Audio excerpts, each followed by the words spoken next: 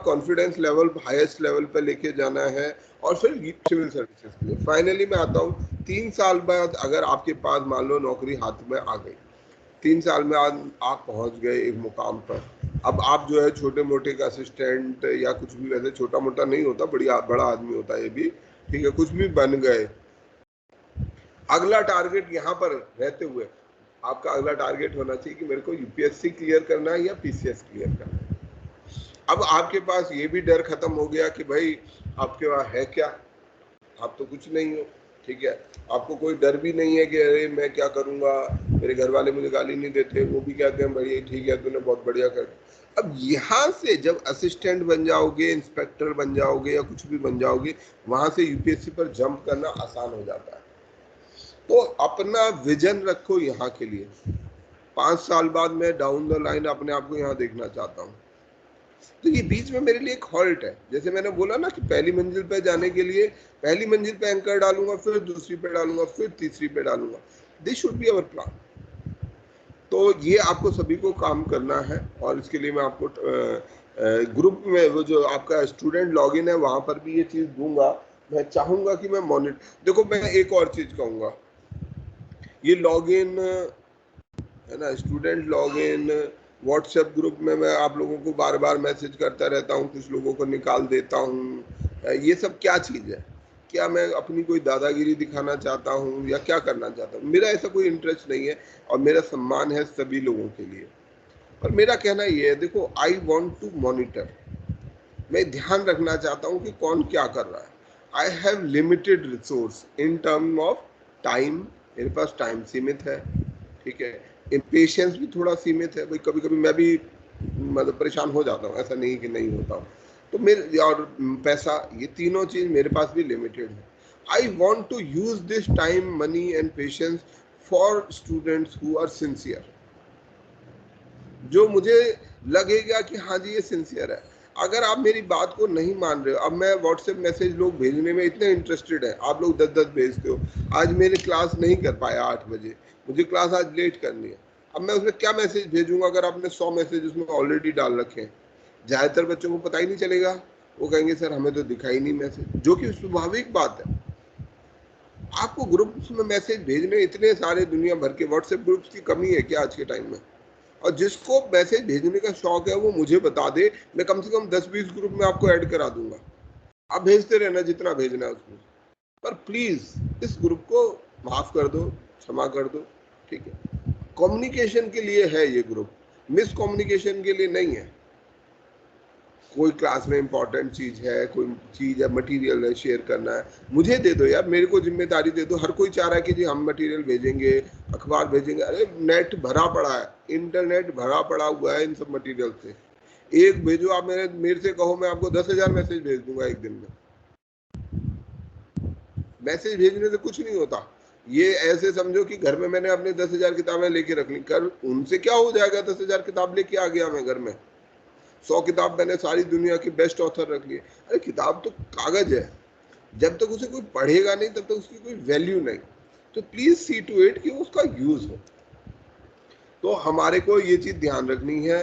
और अगला मैं जो लास्ट बात करूंगा वो है ग्रुप के लेके, कि आप लोगों के 25-25 स्टूडेंट्स के कुछ कुछ ग्रुप बना दूंगा, उसमें आप आपस में इंटरेक्ट करेंगे। हर ग्रुप में एक टीम, 2-3 टीम लीडर्स होंगे, और हर वो टीम लीडर्स अपने ग्रुप के बाकी मेंबर्स का ध्यान रखेगा कि वो क्या कर रहे हैं, वो पढ़ाई कर रहे हैं नहीं कर रहे हैं, अपना भी ध्यान रखेगा, साथ साथ अदर्स का ध्यान रखेगा। और ये लोग मुझे फिर कम्युनिकेट करेंगे कि सर ये हमारे ग्रुप में ये समस्या है, ये अच्छा चल रहा है। आप लोग ग्रुप के अपने अपने सेल्फ स्टडी ग्रुप्स भी बनाएंगे जब तक हम ऑफलाइन मोड में नहीं आ जाते, ठीक है? चलो, तो मुझे यही सूचित करना है, अगर अभी तक किसी का कोई सवाल हो तो मुझे पूछ लो, और नहीं तो हम फिर आज का टॉपिक स्टार्ट कर देते हैं। अच्छा, एक और चीज कहूंगा कि कोचिंग में फ्री रहो, ठीक है? अगर आप एक सिंसियर स्टूडेंट हो, कोचिंग को मजबूत करने में कोई अच्छा सजेशन दे सकते हो, feel free to inform me कि सर ये कर सकते हैं, इससे और फायदा होगा। ये हम सब की कोचिंग है, ये मेरी कोचिंग नहीं है, ये सबकी कोचिंग है। तो हमें इसको बिलोंग करना है, इसे बेटर करना है, और हम सब के लिए कोशिश करना है कि यहाँ 150 बच्चे तो 150 के 150 कहीं पहुंचे।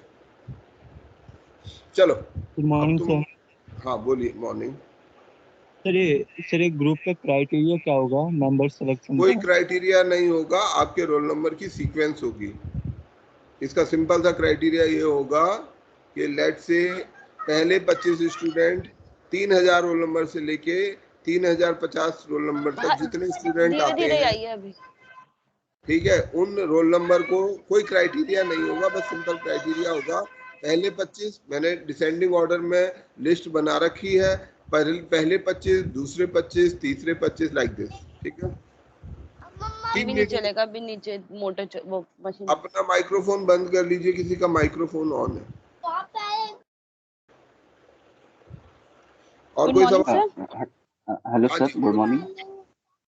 सर मुझे ना ऑप्शनल के लिए पूछना था कि ऑप्शनल के लिए कौन सा सब्जेक्ट ज्यादा बेस्ट रहेगा हिंदी मीडियम के लिए? हिंदी मीडियम के लिए क्या रहेगा? ऑप्शनल के लिए कौन सा सब्जेक्ट ज्यादा बेस्ट रहेगा? ओके, आपने optional. I am from art side sir. Okay, एक काम करते हैं, कल जो क्लास करें, है ना, 2-3 इश्यूज रह गए हैं जिनको अभी तक हमने डील नहीं किया। न्यूज़पेपर कैसे पढ़ना है ना, आप लोग याद नहीं दिलाते हो, मुझे याद दिलाना पड़ता है। न्यूज़पेपर कैसे पढ़ना है, ऑप्शनल सब्जेक्ट को चूज क्या करना चाहिए, कौन सा ऑप्शनल सब्जेक्ट अच्छा रहेगा, और लैंग्वेज, हिंदी लें, इंग्लिश लें या रीजनल लैंग्वेज लें, ये तीनों सवाल पर हम कल बात कर लेंगे। ठीक है, नहीं तो आज की क्लास में फिर हम कुछ पढ़ नहीं पाएंगे। मैं चाहता हूँ कि हर क्लास में कम से कम कुछ हम आगे बढ़े, नहीं तो इन्हीं पर, ये तीनों टॉपिक बड़े टॉपिक हैं, तो कल हम इस पर चर्चा कर लेंगे। ठीक है, थैंक यू सर।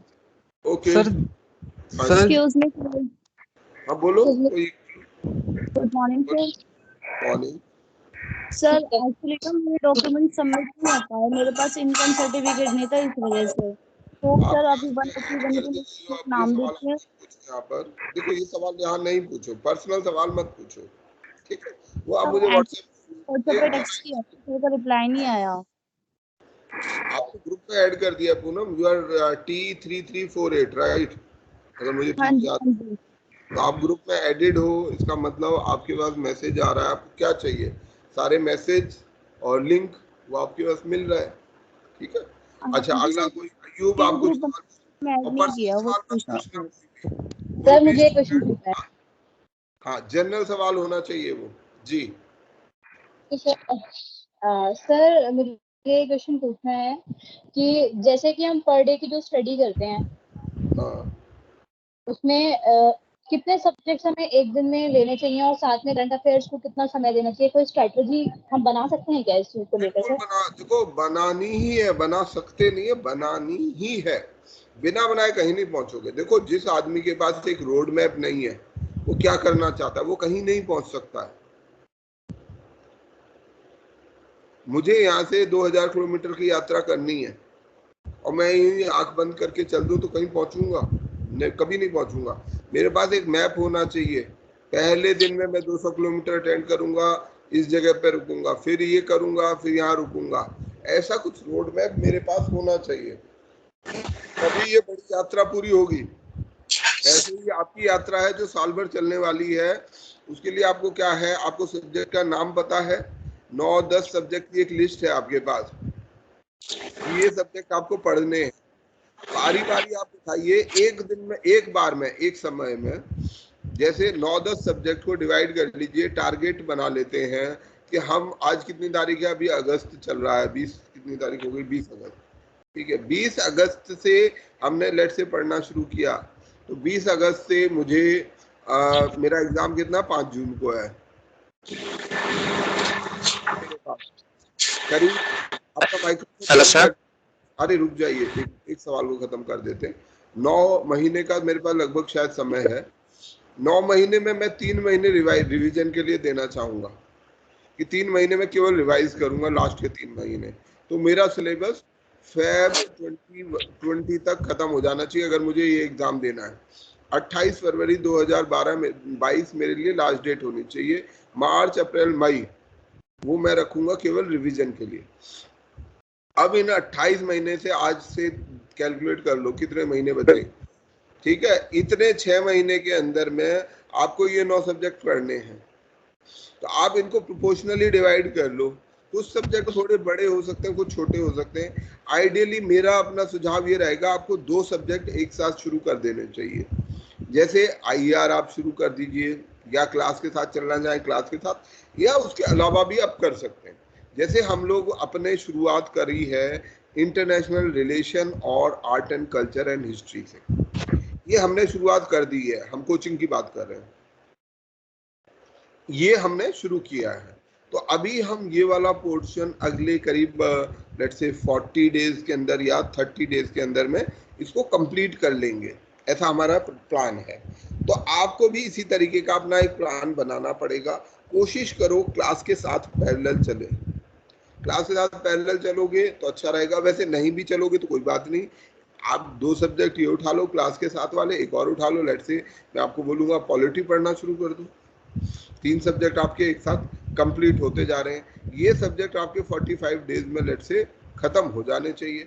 अब आप अपनी किताबों को बांट लो कि मेरे को एक दिन में कितने चैप्टर, मान लो आईआर में मेरे पास 10 लेसन है, आर्ट एंड कल्चर में मेरे पास 12 हैं, या किताबें बांट लो कि टोटल में किताबें पढ़ना चाहता हूँ, या पॉलिटी में मेरे को इतना पढ़ना है।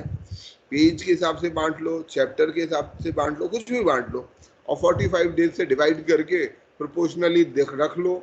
तो अब आपको पता चल जाएगा 20 तारीख को मुझे यहाँ से ये less chapter number 1, chapter number 2 complete इस सब्जेक्ट का करना है, इसका मुझे ये करना है।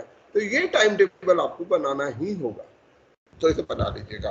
बिना टाइम टेबल के अपनी कंप्लीट स्ट्रेटेजी के अभी से 5 जून की स्ट्रेटेजी बना के चलिए। अगला सवाल। Hello sir. Hello sir. Hello sir, good morning. आप बोलो। सर हमने अभी सीडीएस का फॉर्म भरा है, तो मैं एग्जाम नवंबर में है, तो मैं समझ नहीं पा रहा हूँ कि दोनों मतलब कैसे करूँ, यूपीएससी और सीडीएस, मतलब दोनों का सिलेबस सेम ही है, पर ज्यादा क्वेश्चन मतलब ज्यादा। ये ओवरऑल मैं एक चीज देखो, पीसीएस एग्जाम जब हम देते हैं तो हमें ये ध्यान रखना है सर, सीडीएस। अच्छा, सीडीएस में वो देखो यार, एक बात सभी समझ के चलो, जनरल नॉलेज, जनरल स्टडीज, ये क्या होती है? चाहे सीडीएस की बात करें, एसएससी की बात करें, किसी की भी बात करें, क्या जनरल स्टडीज और जनरल नॉलेज अलग अलग हो सकती है? भाई हमारा सामान्य ज्ञान होना चाहिए, सामान्य अध्ययन। हमें इतिहास पता होना चाहिए, अर्थव्यवस्था पता होनी चाहिए, ज्योग्राफी पता होनी चाहिए, हमें साइंस एंड टेक्नोलॉजी, तो जनरल सबके बारे में कुछ कुछ पता होना चाहिए। वो कोई भी एग्जाम हो, चाहे आईएएस हो, सीएससी हो, पीसीएस हो, सीडीएस हो, सब में ये काम करता है। ये तो जनरल बात हो गई। दूसरी बात, हर एग्जाम की, आप जैसे सीडीएस में जाओगे, आर्मी के लिए देते हैं, ठीक है। अब आर्मी के लिए जा रहे हो तो आर्मी डेफिनेटली अपने कुछ क्वेश्चन पूछना चाहेगी, तो कुछ तो वो पूछेगी यहाँ से और कुछ अपने सवाल रख देगी। ये आर्मी सेंट्रिक सवाल, मिसाइल सेंट्रिक या आर्मी के बेसिक फंक्शनिंग टाइप, उनके कहाँ सेंटर्स हैं, वो सवाल ज्यादा हो सकते हैं। अगर मैं पीसीएस की बात करूं, अब मान लो मैं मध्य प्रदेश पीसीएस दे रहा हूं, तो मध्य प्रदेश पीसीएस की ऑब्वियसली प्रायोरिटी मध्य प्रदेश होगी। तो वो क्या करेगा, लेट्स से 70% सवाल जनरल नॉलेज, जनरल उसके पूछेगा, मतलब ओवरऑल इंडिया के कॉन्टेक्स्ट में। 30% सवाल, 20% सवाल वो अपने राज्य के पूछ लेगा तुमसे। अब आप मध्य प्रदेश के बारे में पढ़ लो, मध्य प्रदेश में कौन कौन सी चीजें हैं, क्या क्या चीजें हैं, ये अल्टीमेटली तुम्हारी इस आईएएस के एग्जाम में भी काम आएगा। जब कोई एग्जाम आए 15 दिन पहले उस सब्जेक्ट का, उस स्टेट या उस जो भी उसका टॉपिक है उसके बारे में थोड़ी स्पेशल स्टडी कर लो। एमपी को लेकर एक किताब पकड़ लोगे, या एमपी के बारे में इवन विकिपीडिया भी तुम पूरा पढ़ लोगे, मध्य प्रदेश के बारे में अधिकांश चीजों को जान जाओगे। मध्य प्रदेश सर हम इस तरीके से भी पढ़ सकते हैं, जैसे मंडे टू फ्राइडे हम अपना जो, हेलो, हाँ बोलो। हाँ जी सर, हम इस तरीके से भी पढ़ सकते हैं सर, जैसे मंडे टू फ्राइडे हमने जो हमारे सब्जेक्ट टॉपिक स्टार्ट करे हैं हम वो कर लें, और सैटरडे संडे हम सिर्फ रिवीजन का रखें उन्हें, ताकि हमारे माइंड में और अच्छे से वो। बहुत अच्छा आपका सजेशन है। ये ध्यान रखो, आप सैटरडे संडे कौन से दिन करना चाह रहे हो ये आपका ऑप्शन है, but revision should go along with that. जो हमने इस हफ्ते में पढ़ा जरूर उसको रिवाइज करना है। वो मैंने आपको पहले भी कहा था 1 3 7 30 ये स्ट्रेटेजी बनानी है हमें। कम पढ़ना है, रिवाइज जाना करना है। पहले दिन जो पढ़ा रात को रिवाइज करना ही करना है, फिर 3 दिन बाद रिवाइज करना है जो हमने 3 दिन पहले पढ़ा था, फिर 7 दिन बाद रिवाइज करना है, फिर 30 दिन बाद रिवाइज करना है, फिर 6 दिन। ऐसे हमें जो है ये रिवीजन का एक शेड्यूल फॉलो करना ही करना है। अब वो सैटरडे संडे करो, जो मना है करो। एक और सवाल, लास्ट सवाल। Hello sir. Sir sir sir है ना, जो भी सर क्लास करनी चाहिए। हाँ उसको बोलो। थोड़ा करवा दीजिए यूट्यूब पे वीडियो, क्योंकि कोई सर कारण आंसर राइटिंग कब शुरू ध्यान रखो, इस क्लास में मैंने जैसे पहले भी डाला था, करीब 20 स्टेट्स के अलग अलग बच्चे हो सकते हैं। सबके लिए अलग अलग एग्जाम टारगेटेड हो सकते हैं। तो मैं किसी एक एग्जाम सेंट्रिक अप्रोच नहीं ले सकता। मैं ओवरऑल CSC सेंट्रिक अप्रोच जो मेरे ख्याल से हर एक के लिए बेस्ट है। अब आपको स्पेसिफिकली कुछ करना है तो आप उस पोर्शन को कर लो। हम लोग जो प्रैक्टिस टेस्ट में अगर बन गया, देखो मैं कह नहीं सकता, तो प्रैक्टिस टेस्ट में कोशिश करेंगे कि कुछ सब्जेक्ट ओरिएंटेड या जो एग्जाम ओरिएंटेड क्वेश्चंस आपको प्रैक्टिस टेस्ट में दे दें, आप उनको फॉलो कर लेना। ठीक है, सर चलो अब मैं ऐसा सर करता हूँ, आंसर राइटिंग कब अभी तक हमने एक अक्षर पढ़ा नहीं, पढ़ लेते हैं अब। हेलो ये सर। जनरल बातें हम करते रहेंगे। थोड़ी सर कब से तैयारी करना है? क्या पढ़ना है? सर ऑप्शनल के लिए अगर प्रिपरेशन करना है तो वो मतलब कब से स्टार्ट करना बेस्ट रहेगा? देखो ऑप्शनल के लिए वैसे कल भी ये सवाल मैं एड्रेस करने की सोचता हो था, पर अभी क्या है पूछ रहे हो आप तो मैं बता देता हूँ। देखो ऑप्शनल सब्जेक्ट आपको एक तो ये लेना चाहिए कि आपके, ये कल ही करते हैं सवाल, ठीक है छोड़ दो, थोड़ा टाइम लगे। कल एक बार दोबारा से इस सवाल को याद दिला देना। क्या नाम है आपका? सर सलोनी जैन। सलोनी, ठीक है सलोनी, कल इस सवाल को याद दिला देना, क्योंकि फिर वो चर्चा करूंगा तो 15 मिनट फिर लग जाएंगे। अच्छा सर अब एक और रिक्वेस्ट है सर, आप अगर ग्रुप में एक मतलब हम लोग को मॉडल दे सकते हैं जैसे शेड्यूल क्या होना चाहिए, क्योंकि सर बहुत प्रॉब्लम हो जा रहा है, मतलब देखो मैं स्ट्रेटेजाइज एक नहीं कर पा मॉडल रही हूँ। रफ एक मॉडल कोचिंग का दे सकता हूँ आपको, जी बाकी सर मैं वही डिफरेंट बोल आपको रही हूँ। वही, हाँ बाकी आपको फॉलो करना है अपने अपने तरीके से। मैं एक रफ मॉडल आपको दे दूंगा। वो रफ मॉडल अभी बता ही देता हूँ लगभग जो मैं मेरे दिमाग में है, पर क्योंकि कोई भी चीज ना क्लास लेते समय उतनी प्रिसाइज नहीं है ना, तो हम उतने प्रोफेशनल है। मैं फ्रेंकली सेइंग, ऐसा नहीं है कि 10 फैकल्टी काम करती हैं और 10 फैकल्टी को तनख्वाह मिलती है, हम उसको कह देंगे भाई उस दिन आपको क्लास लेनी है तो वो ले ही लेगा, ऐसा नहीं है। वी आर दीप कोचिंग वो नहीं है। दीप कोचिंग में जो फैकल्टी हैं, मतलब ज़्यादातर क्लास मैं आपके साथ लूँगा, क्योंकि मेरे को दूसरे पर क्लास देने में थोड़ा सा अनकंफर्टेबल लगता है, बहुत फ्रेंकली बोलूँ। कई बार थोड़े से अजीब एक्सपीरियंस हुए हैं। फैकल्टी को क्लास तो दे देते हैं, वो शुरू में जोश से शुरू भी करते हैं, बीच में वो फिर बच्चे भी परेशान होते हैं, मुझे भी फिर परेशानी लगती है कि यार क्लास गड़बड़ हो रही है। तो इसलिए मैं सबसे ज़्यादा ये सोचता हूँ कि मैं ही खुद ही क्लास ले लूँ, क्योंकि मैं अपने पर ट्रस्ट ज़्यादा कर सकता हूँ, पहली चीज़। दूसरी चीज़, जो बाहर से फैकल्टी आती है वो अपने हिसाब से पढ़ाती है, तो इसलिए शेड्यूल कोई फिक्स नहीं हो पाता, बहुत रिजिडली वो नहीं हो पाता। बट जो लार्जली है वो मैं बता देता हूँ आपको। IR प्लस हम history, art and culture. History में हम एंशियंट एंड मेडिएवल तक ही करेंगे, एंशियंट करेंगे mainly, history art and culture. IR में मैं पढ़ाऊंगा आपको history and art and culture, Vinod पढ़ाएंगे आपको, ठीक है। जो 2011 बैच के ऑफिसर हैं मेरे जूनियर हैं, तो उनको मैंने बोला है, वो एग्री किया है उन्होंने। अच्छा कोई फैकल्टी लास्ट में चेंज भी हो सकती है, ध्यान रखना, ये मत कहना कि सर नहीं आपने तो तब उसका नाम बताया था। अच्छा इसके बाद IR के बाद हम पकड़ेंगे इकोनॉमिक्स, मैं पकड़ूंगा इकोनॉमिक्स, क्योंकि इकोनॉमिक्स मेरी समझ से इसमें सबसे इंपॉर्टेंट सब्जेक्ट है। इकोनॉमिक्स के साथ में चाहूंगा कि हम पॉलिटी टेकअप करें, क्योंकि पॉलिटी बड़ा सब्जेक्ट है, इम्पॉर्टेंट है, तो इसलिए फैकल्टी कौन होगी ये बाद में पता चलेगा। इकोनॉमिक्स मैं आपको पढ़ा रहा हूँ। ये खत्म होने के बाद हम करेंगे मॉडर्न इंडिया। मॉडर्न इंडिया बहुत इंपॉर्टेंट है हिस्ट्री के से, क्योंकि यहाँ पर हम केवल आर्ट एंड कल्चर टाइप पर, मॉडर्न इंडिया से डायरेक्ट स्ट्रेट फॉरवर्ड क्वेश्चन आते हैं। और modern India also related to our polity, it is related to economics and IR। तो मॉडर्न इंडिया मैं कराऊंगा आपके साथ में। मॉडर्न इंडिया के साथ हम लेंगे अगर सब ठीक रहा तो ज्योग्राफी, इकोलॉजी, ठीक है, ज्योग्राफी इकोलॉजी ले लेंगे। इसके बाद फिर हम लेंगे साइंस एंड टेक्नोलॉजी, वो मैं आपके साथ रहूंगा। तो ज्योग्राफी के फैकल्टी कौन होंगे? हाँ जी, ज्योग्राफी के फैकल्टी वो मेरे को नहीं पता, अभी मैं नहीं बता सकता आपको कौन एग्री करेगा, क्योंकि ये डाउन द लाइन बहुत बाद की बात है। अभी हमारे को IR ये वाला पोर्शन करने में 30 से 40 दिन लग जाएंगे, ठीक है। फिर ये इकोनॉमी को करीब इस वाले पोर्शन को करने में भी 41 दिन लगेंगे। ये मॉडर्न इंडिया में 31 दिन और ये हो जाना चाहिए। साइंस एंड टेक्नोलॉजी में 20 दिन। तो लगभग ये शेड्यूल मोटा मोटा। यहाँ पे करंट आ सकता है। कोई और टॉपिक हम छोड़ रहे हैं अभी तक क्या, या सारे हो गए?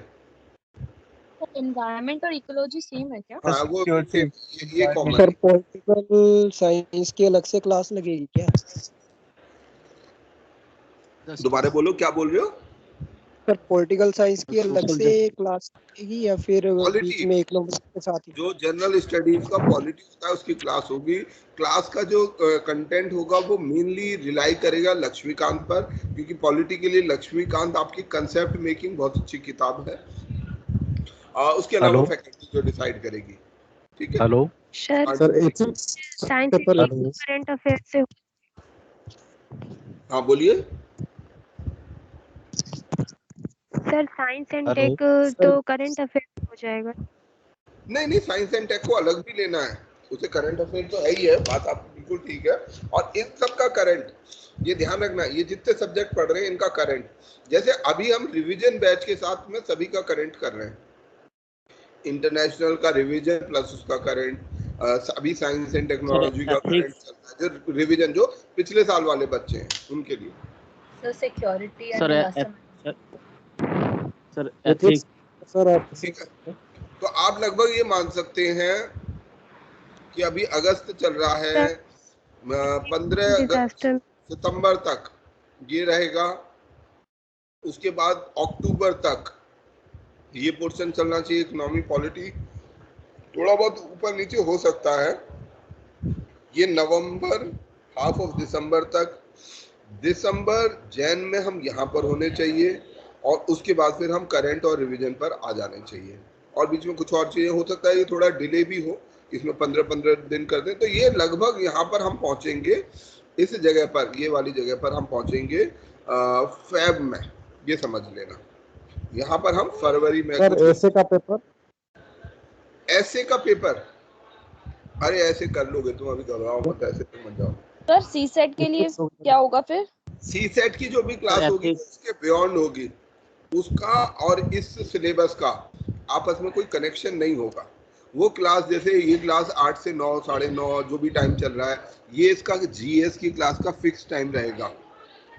आज की क्लास एक एक्सेप्शन है, जब 10:30 फैकल्टी कभी चाहे किसी मजबूरी की वजह से टाइम चेंज कर सकती है, नॉर्मली नहीं करेगी, ठीक है। अभी जैसे आज मेरे को, मैं अभी लखनऊ से बाहर उतरा ही हूँ, ठीक है। हेलो सर एथिक्स नहीं होगा सर? हाँ जी, एथिक्स बात बोलिए सर, एथिक्स। हाँ, मैं ये देखो, मैं अभी आप लोगों को एक चीज देखो, एथिक्स पे नहीं जाएंगे, जनरल हम लोग यार आधे टाइम हम एथिक्स ही करेंगे। हाँ, वो क्लास एथिक्स की क्लास तो नहीं है, जो संडे की क्लास है। संडे एक्चुअली क्लास नहीं है, ये दैट्स नॉट अ क्लास, बहुत साफ मैं बोलूँ, 8 से 9 बजे तक। मेरा अपना व्यक्तिगत मानना ये है, और शायद आप लोग भी मानेंगे, कि हमें अपने नैतिक आचरण, अपने विचार को बदलने की बहुत ज़्यादा ज़रूरत है। अगर हमें एक बेहतर और अच्छा इंसान बनना है तो हमारे विचार को बदलना चाहिए, अपनी सोच को हमें बदलना होगा। तो ये कोई क्लास नहीं है 8 से 9 बजे तक, परंतु ये हमारा जो है, इसका नाम है सशक्तिकरण संवाद।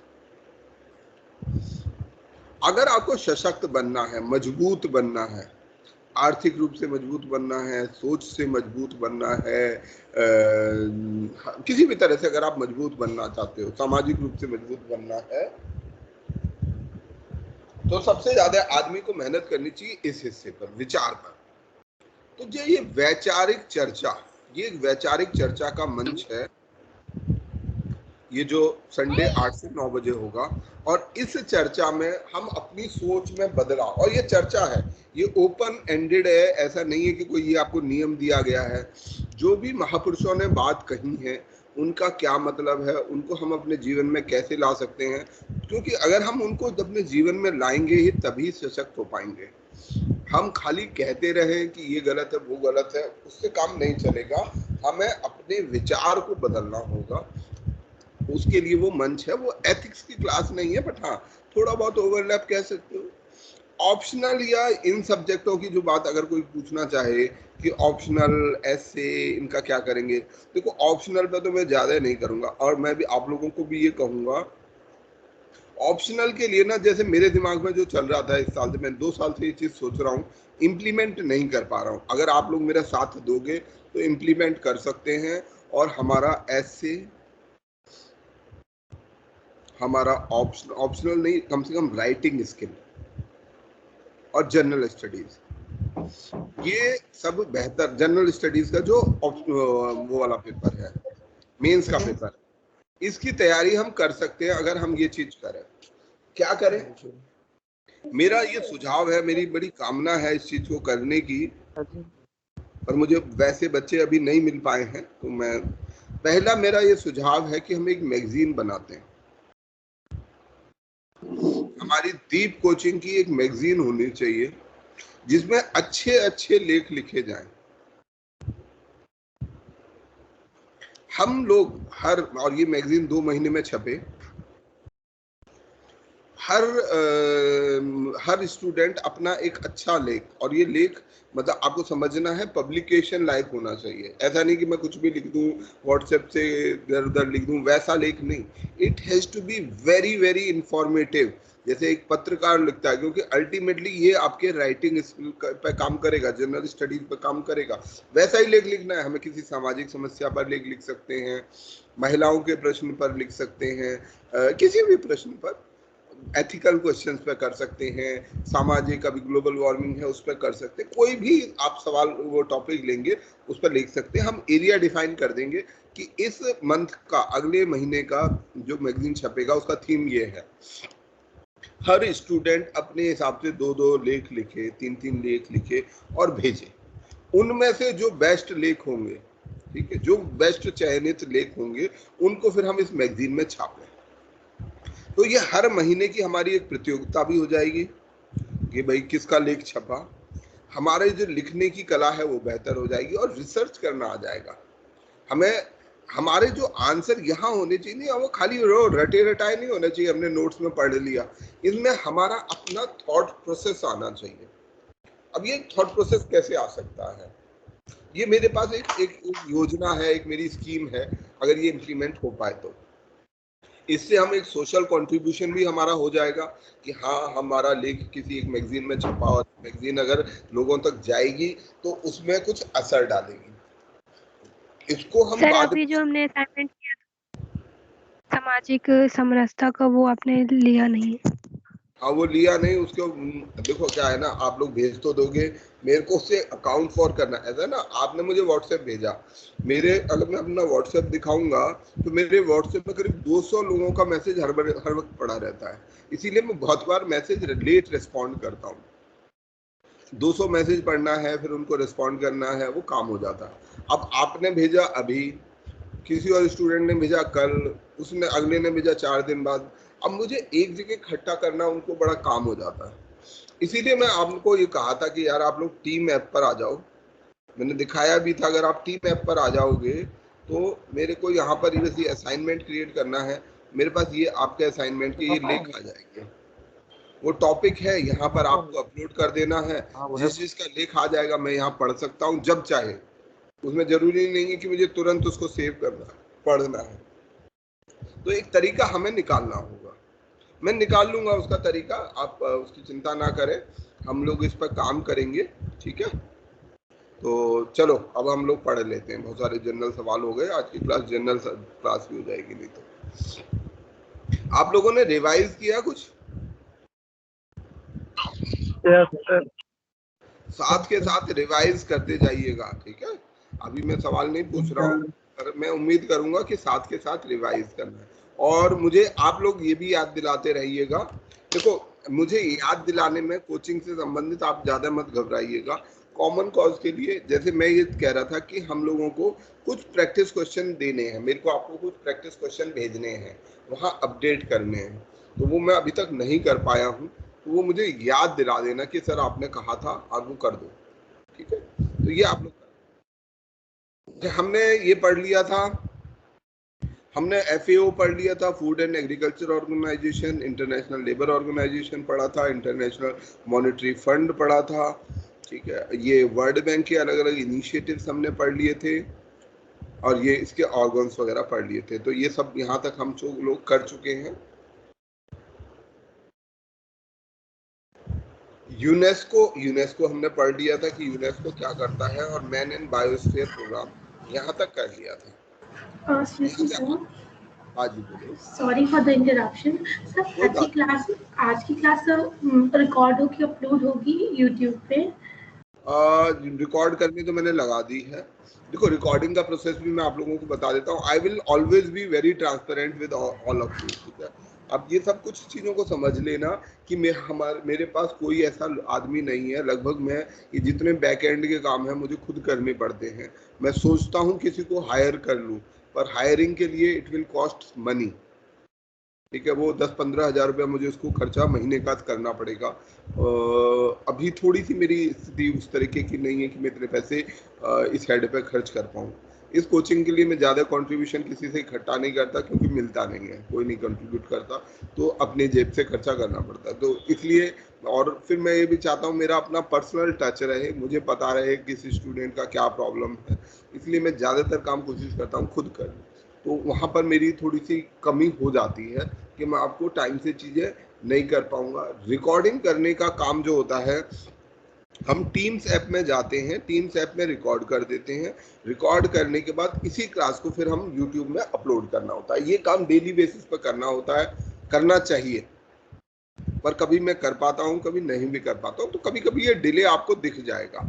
आप लोग ये जरूर मुझे याद दिला दीजिएगा, जैसे आज भी किसी ने याद दिलाया था क्लास शुरू होते समय, कि सर क्लास रिकॉर्डिंग पे लगा दो, क्योंकि कभी कभी ये होता है कि अगर रिकॉर्डिंग पे लगाई नहीं तो फिर वो क्लास रिकॉर्ड होगी भी नहीं, वो मिलेगी ही नहीं। अगर बाद में डाउनलोड करनी है तो वो मिलती नहीं है। ऐसे में क्या है, वो क्लास फिर गायब हो जाएगी। तो इसलिए आप लोग बस याद दिला दीजिएगा। आज छुट्टी है तो आज होपफुली मैं सारे काम कर लूंगा। अच्छा, हम अपने यूनेस्को पर आ जाते हैं। यूनेस्को हमने पढ़ा था। यूनेस्को क्या होता है? United nation educational science and cultural organisation, scientific and cultural organisation. ये यूनाइटेड नेशन का क्या काम है? इसका, यूनेस्को का क्या काम करेगी ये? हमारे promote peace, social justice, human right. हाँ, promote peace, human rights by means of, ये महत्वपूर्ण है। मीन्स, तरीका क्या है? नहीं तो यूनाइटेड नेशन और यूएन में फर्क क्या है? यूएन भी उसी के लिए काम कर रहा है, जनरल असेंबली। तो इसमें सब में फर्क इनके मीन्स का है। कोई FAO किस तरह से कर रहा है? FAO का मीन्स क्या है? FAO भी इसके लिए काम कर रहा है, एग्रीकल्चर में बढ़ाकर ये हंगर को एलिमिनेट करेगा कि भाई कोई आदमी हंगरी ना रहे। ये न्यूट्रिशन को इम्प्रूव करेगा। पर ये हंगर और न्यूट्रिशन में नहीं काम करेगा। ये किस पे काम करेगा? ये एजुकेशन सर, ये साइट्स पे करेगा, वर्ल्ड हेरिटेज साइट्स पे। एग्जैक्टली। तो ये एजुकेशन पे काम करेगा कि भाई बच्चे ज्यादा से ज्यादा पढ़ेंगे तो अपने आप पीस पे कायम रहेगा। साइंस के लिए काम करेगा कि साइंस का डेवलपमेंट होना चाहिए। साइंस आज हम दुनिया में देखते हैं कितना क्रांतिकारी बदलाव रखता है। हाँ, हेलो, ठीक। और तीसरा कल्चर। कल्चर का भी बहुत बड़ा महत्वपूर्ण योगदान है। संस्कृति को हमें नकारना नहीं चाहिए कि संस्कृति का क्या महत्व है। संस्कृति हमें अपने आप को जानने के लिए बहुत जरूरी है। कॉन्फिडेंस के लिए सबसे बड़ी चीज क्या चीज चाहिए? संस्कृति। अगर आपको आत्मविश्वास पैदा करना है, जैसे अगर मैं बताऊं आपको कि भारत मुगल काल तक, मुगल पीरियड, बहुत पुरानी बात नहीं कर रहा हूं मैं, 16 जब ताजमहल बना 1600 से 1700 तक, दुनिया की सबसे बड़ी शक्ति थी। अगर उस समय ऐसा पैरामीटर होता कि वर्ल्ड पावर कौन है, वर्ल्ड में लीडर कौन है, सबसे अमीर देश कौन सा है, तो किसका नाम होता? अगर मान लो उस समय ये सिस्टम होता, जो कि था नहीं, पर अगर होता तो किसका नाम होता? मैं इस समय की बात कर रहा हूँ, ब्रिटेन, रूस का, 1600 से 1700 में इंडिया का, इंडिया का। अरे इंडिया को कोई जानता भी नहीं था, वहां पे जंगल टाइप के ट्राइबल लोग जैसे वो रहते थे, बहुत छोटे। आप बताइए 16वीं शताब्दी में रशिया की किसी एम्पायर को जानते हो आप? अगर जानते हो तो मुझे बताओ। यूरोप के किसी एम्पायर को जानते हो? ब्रिटिश एम्पायर जो बाद में बड़ा हुआ, 16वीं शताब्दी तक बहुत छोटा सा एम्पायर होता था, ऐसा कोई बड़े वो नहीं था। परंतु हम कहाँ थे? हम ताजमहल बना रहे थे, जो आज भी पूरी दुनिया उसको मानती है कि भाई जिसमें जितना पैसा लगा सब कोई नहीं करता। हमारा जो पर कैपिटा इनकम और हमारा जीडीपी था, पूरी दुनिया में सबसे ज्यादा था उस समय, काफी ज्यादा था, क्योंकि उस समय ऐसे पैरामीटर नहीं थे, पर जो रफ एस्टिमेशन है पर कैपिटा इनकम का, हमारा बहुत ज्यादा था। ये केवल इन तभी से भारत को पहले सोने की चिड़िया कहा जाता था। हाँ, सोने की चिड़िया कहा जाता था। और इससे थोड़ा पीछे चले जाओ, अगर एंशियंट इंडिया के टाइम में, एंशियंट इंडिया में चले जाता हूं मैं, और गुप्ता एरा, मौर्य एरा की बात करें, मौर्यन पीरियड की बात करें, मौर्यन पीरियड की लेगेसी देखो, चंद्रगुप्त मौर्य, इसके नहीं, चंद्रगुप्त मौर्य से पहले था वो, क्या नाम था उनका? राजा धनानंद। हाँ, धनानंद राजा। हाँ, धनानंद, वेरी करेक्ट, बहुत बढ़िया, मेरे दिमाग को रीड कर रहे हो, वेरी गुड। क्या नाम है तुम्हारा? सर अय्यूब। अय्यूब, वेरी गुड अय्यूब, शाबाश। एक्चुअली मैं जो बात बताना चाह रहा हूँ, अय्यूब ने उसे पहले जज कर लिया कि सर क्या बोलने वाले। That's very very good. आपको दूसरे के माइंड को रीड करना आना चाहिए, एग्जाम पास करने में बहुत काम आएगा। अलेक्जेंडर जो दुनिया की सबसे बड़ी शक्ति, मतलब सबसे बड़ा विनर कहा गया, जिसने अपना एम्पायर सबसे ज्यादा बढ़ाया, अलेक्जेंडर ऐसा नहीं कि भारत की तरफ नहीं आया, भारत की तरफ भी वो आया था। पाकिस्तान के ऊपर जो बॉर्डर है वहां तक पहुंच के, रावी या इन नदियों के बॉर्डर पर पहुंच के, वहां से वो वापस लौट गया। क्यों लौट गया? क्योंकि उसको बताया गया कि ये एक बहुत बड़ी शक्ति है, इनका एम्पायर, इनकी आर्मी इतनी बड़ी है कि आप उसे संभाल नहीं पाओगे, तो डोंट मेडल विद देम, ठीक है, उनसे मुसीबत मत मोल लो। जबकि अलेक्जेंडर अपने समय में, मतलब दुनिया का सबसे बड़ा, एक बहुत थोड़े समय में उसने बहुत बड़े बड़े एम्पायर, पर्शियन एम्पायर, बड़े बड़े एम्पायर थे उस समय को, उनको जीत लिया। ये था हमारा मतलब जो हमारा मौर्यन एम्पायर, उससे वो जो समय था। हमारे इस समय पर जो अशोका ने जो खम्भे बनाए हुए हैं, आयरन पिलर्स बनाए हुए हैं, ठीक है, और स्टोन पिलर्स बनाए हुए हैं, वो टेक्नोलॉजी आज के समय भी नहीं है। उसका ये जो मेहरौली में एक आयरन पिलर खड़ा हुआ है, ये गुप्ता का है शायद आयरन पिलर, गुप्ता पीरियड का है sir, Gupta period. Gupta period का जो आयरन पिलर है, वो आज के समय भी एक मेटलर्जी के लिए, मतलब जो लोहे का या मेटल्स में वो हम काम करते हैं, स्टील बनाते हैं, उसके लिए आज भी चैलेंज है। इतने हजार साल हो गए, जो करीब 2000 साल लगभग होने वाले होंगे, इन 2000 सालों में भी उस पर जंग नहीं लगा है। आज आप सामान कोई खरीद के लाओ और रख दो उसको, अच्छे से अच्छे स्टील का भी, साल 2 साल में उसमें जंग लग जाता है। जबकि हम अपने आप को हाईली एडवांस्ड साइंस में वो सब कुछ हम मानते हैं, परंतु उस समय की जो चीजें थी, मतलब जो आप देखिए जितना डेवलपमेंट हुआ, जीरो की खोज और बहुत सारा ऐसा काम हुआ, और उस समय हम एक बहुत बड़ी आर्थिक शक्ति थे।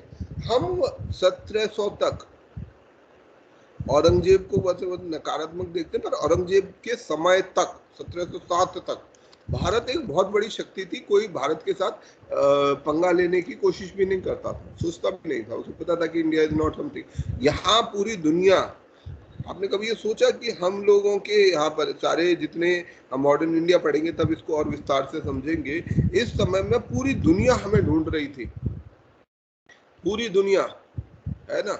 वहां से एक्सपीडिशन, आप दुनिया में देखो, दुनिया में सारे नाम इंडीज करके हैं, अभी आपने देखा है? Red Indian, West Indies, West Indies, East Indies, Indonesia, Indonesia, Indonesia, हर चीज आप हिस्ट्री में थोड़ा सा पीछे जाके देखो, हर चीज में आपको ये इंडिया दिखाई देता है। Europe was so obsessed with India. Europe को इंडिया की जो तरक्की थी उसके बारे में, मतलब जो खबरें वहां तक पहुंची थी, उससे वो इतना ज्यादा प्रभावित था कि वो इंडिया को लेके जितने भी, चाहे कोलंबस निकला, चाहे वास्को डी गामा निकला, और भी एक्सपीडिशन उस समय पर पुर्तगाल द्वारा, स्पेन द्वारा भेजे गए थे, उनमें ज्यादातर का उद्देश्य, लगभग सभी का उद्देश्य था कि इंडिया का रास्ता ढूंढो। तो जहां भी तो पहुंचे, यूनानियों ने अमेरिका इंडिया, भी पहुंचे, यूनानियों ने इंडिया से संबोधित किया था। वो तो थोड़ी सी पीछे की बात हो गई। मैं ये 17वीं शताब्दी की बात कर रहा हूँ। 17वीं शताब्दी, उससे पहले 16वीं शताब्दी में जो खोज का दौर चल रहा था, हम पूरी तरह से इंडिया सेंट्रिक थे। पूरी दुनिया इंडिया की तरफ देखती थी। कोलंबस अमेरिका पहुंच गया, पर उसे ऐसा लगा, उसे कई सालों तक ये पता ही नहीं चला कि मैं इंडिया नहीं पहुंचा हूँ। कई साल बाद उसको पता चला था ये बात। वो ये मान रहा था कि मैं इंडिया पहुंच गया हूँ, और इसीलिए उनको रेड इंडियन बोलते हैं, जो वहां के नेटिव्स है, जबकि उनका और हमारा कोई कनेक्शन नहीं है। अमेरिकन का जो वो पुराने वो है अमेरिकन, उनका और हमारा कोई कनेक्शन नहीं है, but still they are called red Indian. क्यों? क्योंकि उनको लगता था ये इंडिया है और ये इंडियंस है। तो ये कहानी है हमारे इंडिया की, and we should be proud of our country. We should be really proud of our country. Such a great cultural heritage. हमारी जो इतिहास है ना, आज हम दुनिया में 130-140 नंबर पर खड़े हुए हैं। हम बहुत थोड़े समय पहले तक नहीं थे यहाँ पर। ये ज्यादा पुरानी बात भी नहीं है, 300-400 साल का ही इतिहास है जिनमें हम वो अर्श से फर्श पे आ गए हैं। और ऐसा नहीं कि हम फर्श से अर्श पर चढ़ नहीं सकते, थोड़ा सा कंबाइंड एफर्ट की जरूरत है। हम 130 से पहले नंबर पर जा सकते हैं, बट उसके लिए we need a collective effort. हम लोग जो ये, जब तक ये डिस्क्रिमिनेशन के जाल में फंसे रहेंगे ना, हम अलग अलग तरीके से लोगों को बांटते रहेंगे, जेंडर पे कि ये तो लड़कियां हैं, ये नहीं करना चाहिए, रीजन, रिलीजन या किसी भी तरह से, जब तक हम ये बांटने का काम करते रहेंगे, हम अपने देश की शक्ति, हम दुनिया की सबसे बड़ी मैन पावर है। और ऐसा नहीं कि भारतीय दिमाग में कमजोर है, भारतीयों को दिमाग हर जगह माना जाता है। अमेरिका में आप जो है हाईली रिस्पेक्टेड होते हैं, पूरी सारी दुनिया में लोग ये मानते हैं कि ये लोग गणित में और बाकी चीजों में बहुत अच्छे होते हैं। बहुत चीजों में हम अच्छे हैं, पर फिर भी हम एक अच्छा देश क्यों नहीं बन पा रहे, ये एक सवाल है। और इसके लिए हमें अपना कल्चर और हिस्ट्री जानना समझना बहुत जरूरी है। खाली पढ़ना नहीं कि हम पढ़ के रट्टा मार के चले जाए, तो हमें अपना कल्चर और हिस्ट्री पढ़ना है। और यही काम जो है यूनेस्को करता है, वो हमें अपने मतलब जो कल्चरल काम है उसका, उससे वो हमें ये एहसास दिलाता है कि हमारा कल्चरल हेरिटेज कितना स्ट्रांग था, ताकि हम में वो विश्वास पैदा हो। तो ये UCCN कार्यक्रम, क्रिएटिव सिटीज नेटवर्क, जिसमें वो शहरों को रिकॉग्नाइज करता है। तो भारत के 3 शहर, ये UCCN इसका एक प्रोग्राम है, इसका वर्ल्ड हेरिटेज साइट एक प्रोग्राम है। तो इसने इस अपने UCCN कार्यक्रम के अंदर में भारत के 3 शहरों को, वाराणसी को म्यूजिक के लिए, जयपुर को उसके क्राफ्ट के लिए और फोक आर्ट के लिए, और चेन्नई को उसके म्यूजिक के लिए आइडेंटिफाई किया है। ये हमारे लिए एक सवाल, मतलब एक समझने वाली चीज है। और कौन कौन से देश इसमें हो सकते हैं? इटली जो है इसमें ऑलरेडी गैस्ट्रोनॉमी, पाक विद्या के लिए, मतलब ये जो अलग अलग तरीके से शहर नापे जाते हैं, कल्चरल में नापे जाते हैं, इसमें इंटरेस्टिंग एस्पेक्ट्स हैं कि यहाँ पर कुकिंग की कला, खाने की कला में इटली इसके लिए फेमस है। अलमाटी कजाकिस्तान अपने म्यूजिक के लिए, ऑकलैंड म्यूजिक के लिए। जो हमारा, आपने कभी सुना होगा ना 32 कोर्स, 36 कोर्स, कितने जो भी कोर्सेज होते हैं, वो वाला कॉन्सेप्ट कहाँ से आया है? 32 कोर्स डिनर, कभी सुना है? वो इटली से ही कॉन्सेप्ट आया है। मतलब वो आपको तरह तरह का खाना, 32 अलग अलग प्रकार के व्यंजन खिलाते हैं। तो वो जो सिस्टम है, वो वाला जो सिस्टम है, वो सिस्टम हमारे इटली से पैदा हुआ। ये हमारी वो है, इसका अपडेशन हम लोग कर लेंगे। मुंबई को भी ऑफिशियली कुछ डेजिग्नेट किया गया है, ये लास्ट खबर है, पर ये अपडेटेड खबर नहीं है। प्लीज मैं इसके लिए आप लोगों से थोड़ा सा सॉरी फील करता हूँ जब भी मैं इसे पढ़ता हूँ कि यार मैं इसे अपडेट नहीं कर पाता हूँ। ठीक है, इसी तरीके के हमारा कल्चरल वर्ल्ड हेरिटेज साइट का कार्यक्रम है। इसमें हमारे पास 38 वर्ल्ड हेरिटेज साइट है। 40 हो गए हैं। कितने हो यस गए? सर इट्स 40 40 हो गए हैं। हाँ, ये धौलावीरा और रामप्पा मंदिर जुड़ गया सर। धौलावीरा गुजरात और रामप्पा तेलंगाना। अपडेट करते रहना आप सारे लोग, कोई बात नहीं, मुझे बताते भी रहना, मैं माइंड नहीं करता हूँ आप मुझे कुछ बताओगे तो हमारे यहाँ 38 की जगह से 40 पड़िएगा। हमारे देश में 40 हेरिटेज साइट्स हैं, कल्चरल साइट्स हैं, नेचुरल साइट्स हैं और मिक्स साइट है। कल्चरल साइट्स ऐसी हैं जैसे हमारा कोई किला होगा, फोर्ट होगा या any other place for historical reason, cultural reason. ठीक है, किसी ना किसी सर बस एक ही है मिक्स्ड साइट? एक मिक्स साइट है। ठीक है, काजीरंगा नेचुरल है। कौन सी है? ये कंचनजंगा कंचनजंगा है। काजीरंगा देख लो भैया, काजीरंगा है सर? नहीं काजीरंगा नहीं है, कंचनजंगा है। मतलब सर काजीरंगा नेशनल पार्क है। नहीं, मेरे लॉजिक से कंचनजंगा में कल्चरल एस्पेक्ट क्या है? कंचनजंगा सर चोटी है, वो भी वहाँ पर है, क्या कहते हैं जे&के में। अच्छा सर काजीरंगा में सर वहाँ पे असमीज कल्चर सर काजीरंगा है। वहाँ पे कोई टेम्पल है। ओके, हम लोग इस टॉपिक को यहीं पे रोक लेते हैं। आप लोग इसको और पढ़ लेंगे और फिर बताएंगे, कल की क्लास में बता दीजिएगा कि 40 साइट्स हैं कल्चरल साइट। मेन जान लीजिए, कम से कम आपको रीसेंट टाइम की, जैसे किसी ने ऐड किया था, रीसेंट टाइम में कौन सी और जगह इसमें ऐड हुई है, उनका क्राइटेरिया क्या होता है, किस आधार पर उनको चुना जाता है, ये एक बार आपको देख लेना होगा। ठीक है, ये हो गया। ये कुंभ मेला है ना, हमें ये भी ध्यान रखना है कि कुंभ मेला ने एक इंटेंजिबल हेरिटेज का क्या मतलब हुआ? कुंभ मेला भी एक प्रकार की हेरिटेज उसमें रखा गया है, यूनेस्को, जिसमें बहुत करोड़ों लोग इकट्ठे होते हैं, वो भी इसमें रखा गया है। चल आगे बढ़ते हैं। टेंजिबल होता है जिसे हम छू सकते हैं और इनटेंजिबल होता है जिसे हम नहीं छू सकते हैं। बहुत बढ़िया। अब जैसे कि मान लो किसी शहर को खाने के लिए चुना गया, अब खाने की जो कला है जिसको हम छू नहीं सकते। अगर ताजमहल को चुना गया है तो ताजमहल को चुना गया। एक बार अपना आप में से बहुत लोग अपना माइक्रोफोन ऑफ करना भूल जाते हो, तो ऑफ कर लिया करो। अच्छा, जो हमारे तो हमारा जो क्या डिस्कशन चल रहा था, हम किस विषय में बात कर रहे हैं? टेंजिबल का मतलब होता है जिसको हम छू सकते हैं, और इनटेंजिबल का हमें नहीं छू सकते।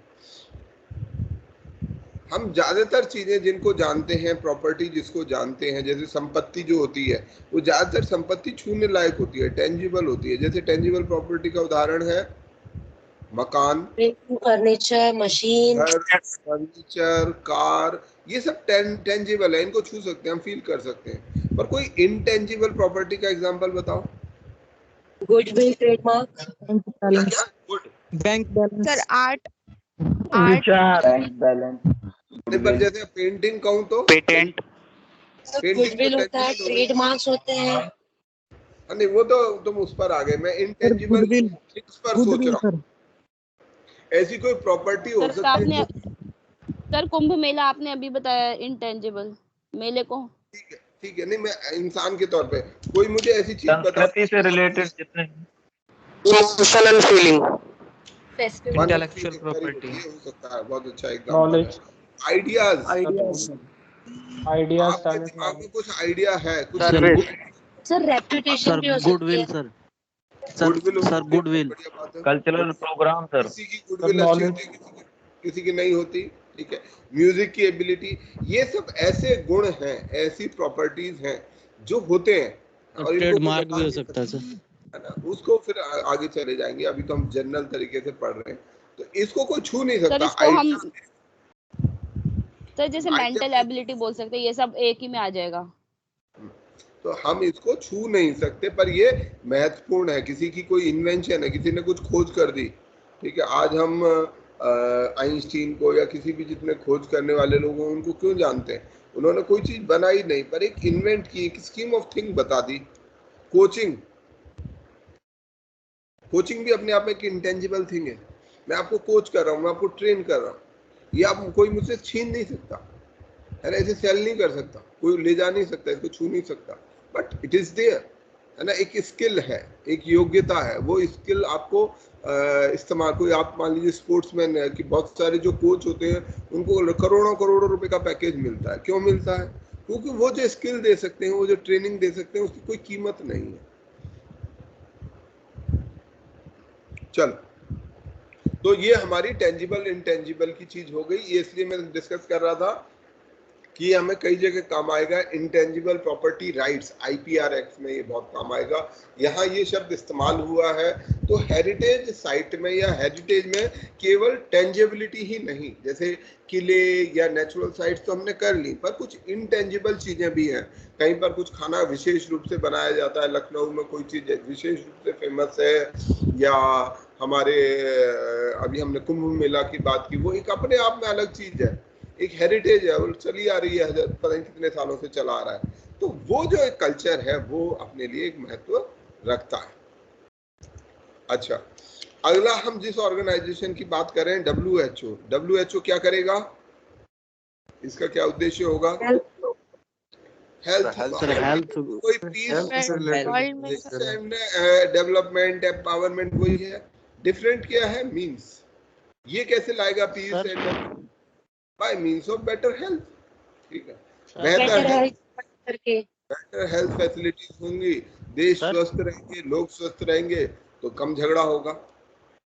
तो ये ग्लोबल हेल्थ ऑर्गेनाइजेशन है WHO पूरी दुनिया के लिए, और रीजनल और नेशनल हेल्थ बॉडीज को ये सहायता करती है, उनको कोऑर्डिनेशन में काम करती है। इसका हेडक्वार्टर जिनेवा में है, जो एक स्विट्जरलैंड का शहर है, जेनेवा। 194 इसके सदस्य देश हैं। इनके नंबर्स को मैं रेटिफाई नहीं करूंगा। इसका उद्देश्य है डायरेक्टिंग एंड कोऑर्डिनेटिंग मैटर्स, ठीक है। इसका काम क्या है? To issue directions, coordinate efforts. अभी जैसे सबसे ज्यादा इंपॉर्टेंट इसका काम हो गया कोरोना के समय पर। कोरोना में तमाम तरीके के डायरेक्शन दिए जा रहे हैं, मास्क पहनना है या नहीं पहनना है, दवाई खानी है नहीं खानी है, कौन सी दवाई खानी है, क्लोरोक्विन खानी है नहीं खानी है, और आपस में चीज़ों को कोऑर्डिनेट करना। कहीं वैक्सीन बना हुआ है, उस वैक्सीन को जहां नहीं बना वहां तक पहुंचवाना। तो ये सारा कोऑर्डिनेशन और डायरेक्शन का काम हमारा WHO करता है। WHO का जो स्ट्रक्चर है, WHO के स्ट्रक्चर में जो डिसीजन मेकिंग बॉडी, किसी भी जगह पर एक डिसीजन मेकिंग बॉडी होनी चाहिए। कोई एक आदमी, कोई एक बॉडी जो कि फैसला लेती हो, जिसको पता हो कि भाई अगर कोई आवश्यकता होगी जाए किसके पास। WHO में तो 194 देश है, अब एक एक को जाके घूमते रहेंगे तो घूमते रहेंगे, कोई डिसीजन नहीं होगा। तो there has to be some decision making body, और वो है हमारी world health assembly. World health assembly WHO की डिसीजन मेकिंग बॉडी है, जिसमें हमारे सभी सदस्य देशों के डेलीगेशन काम करते हैं।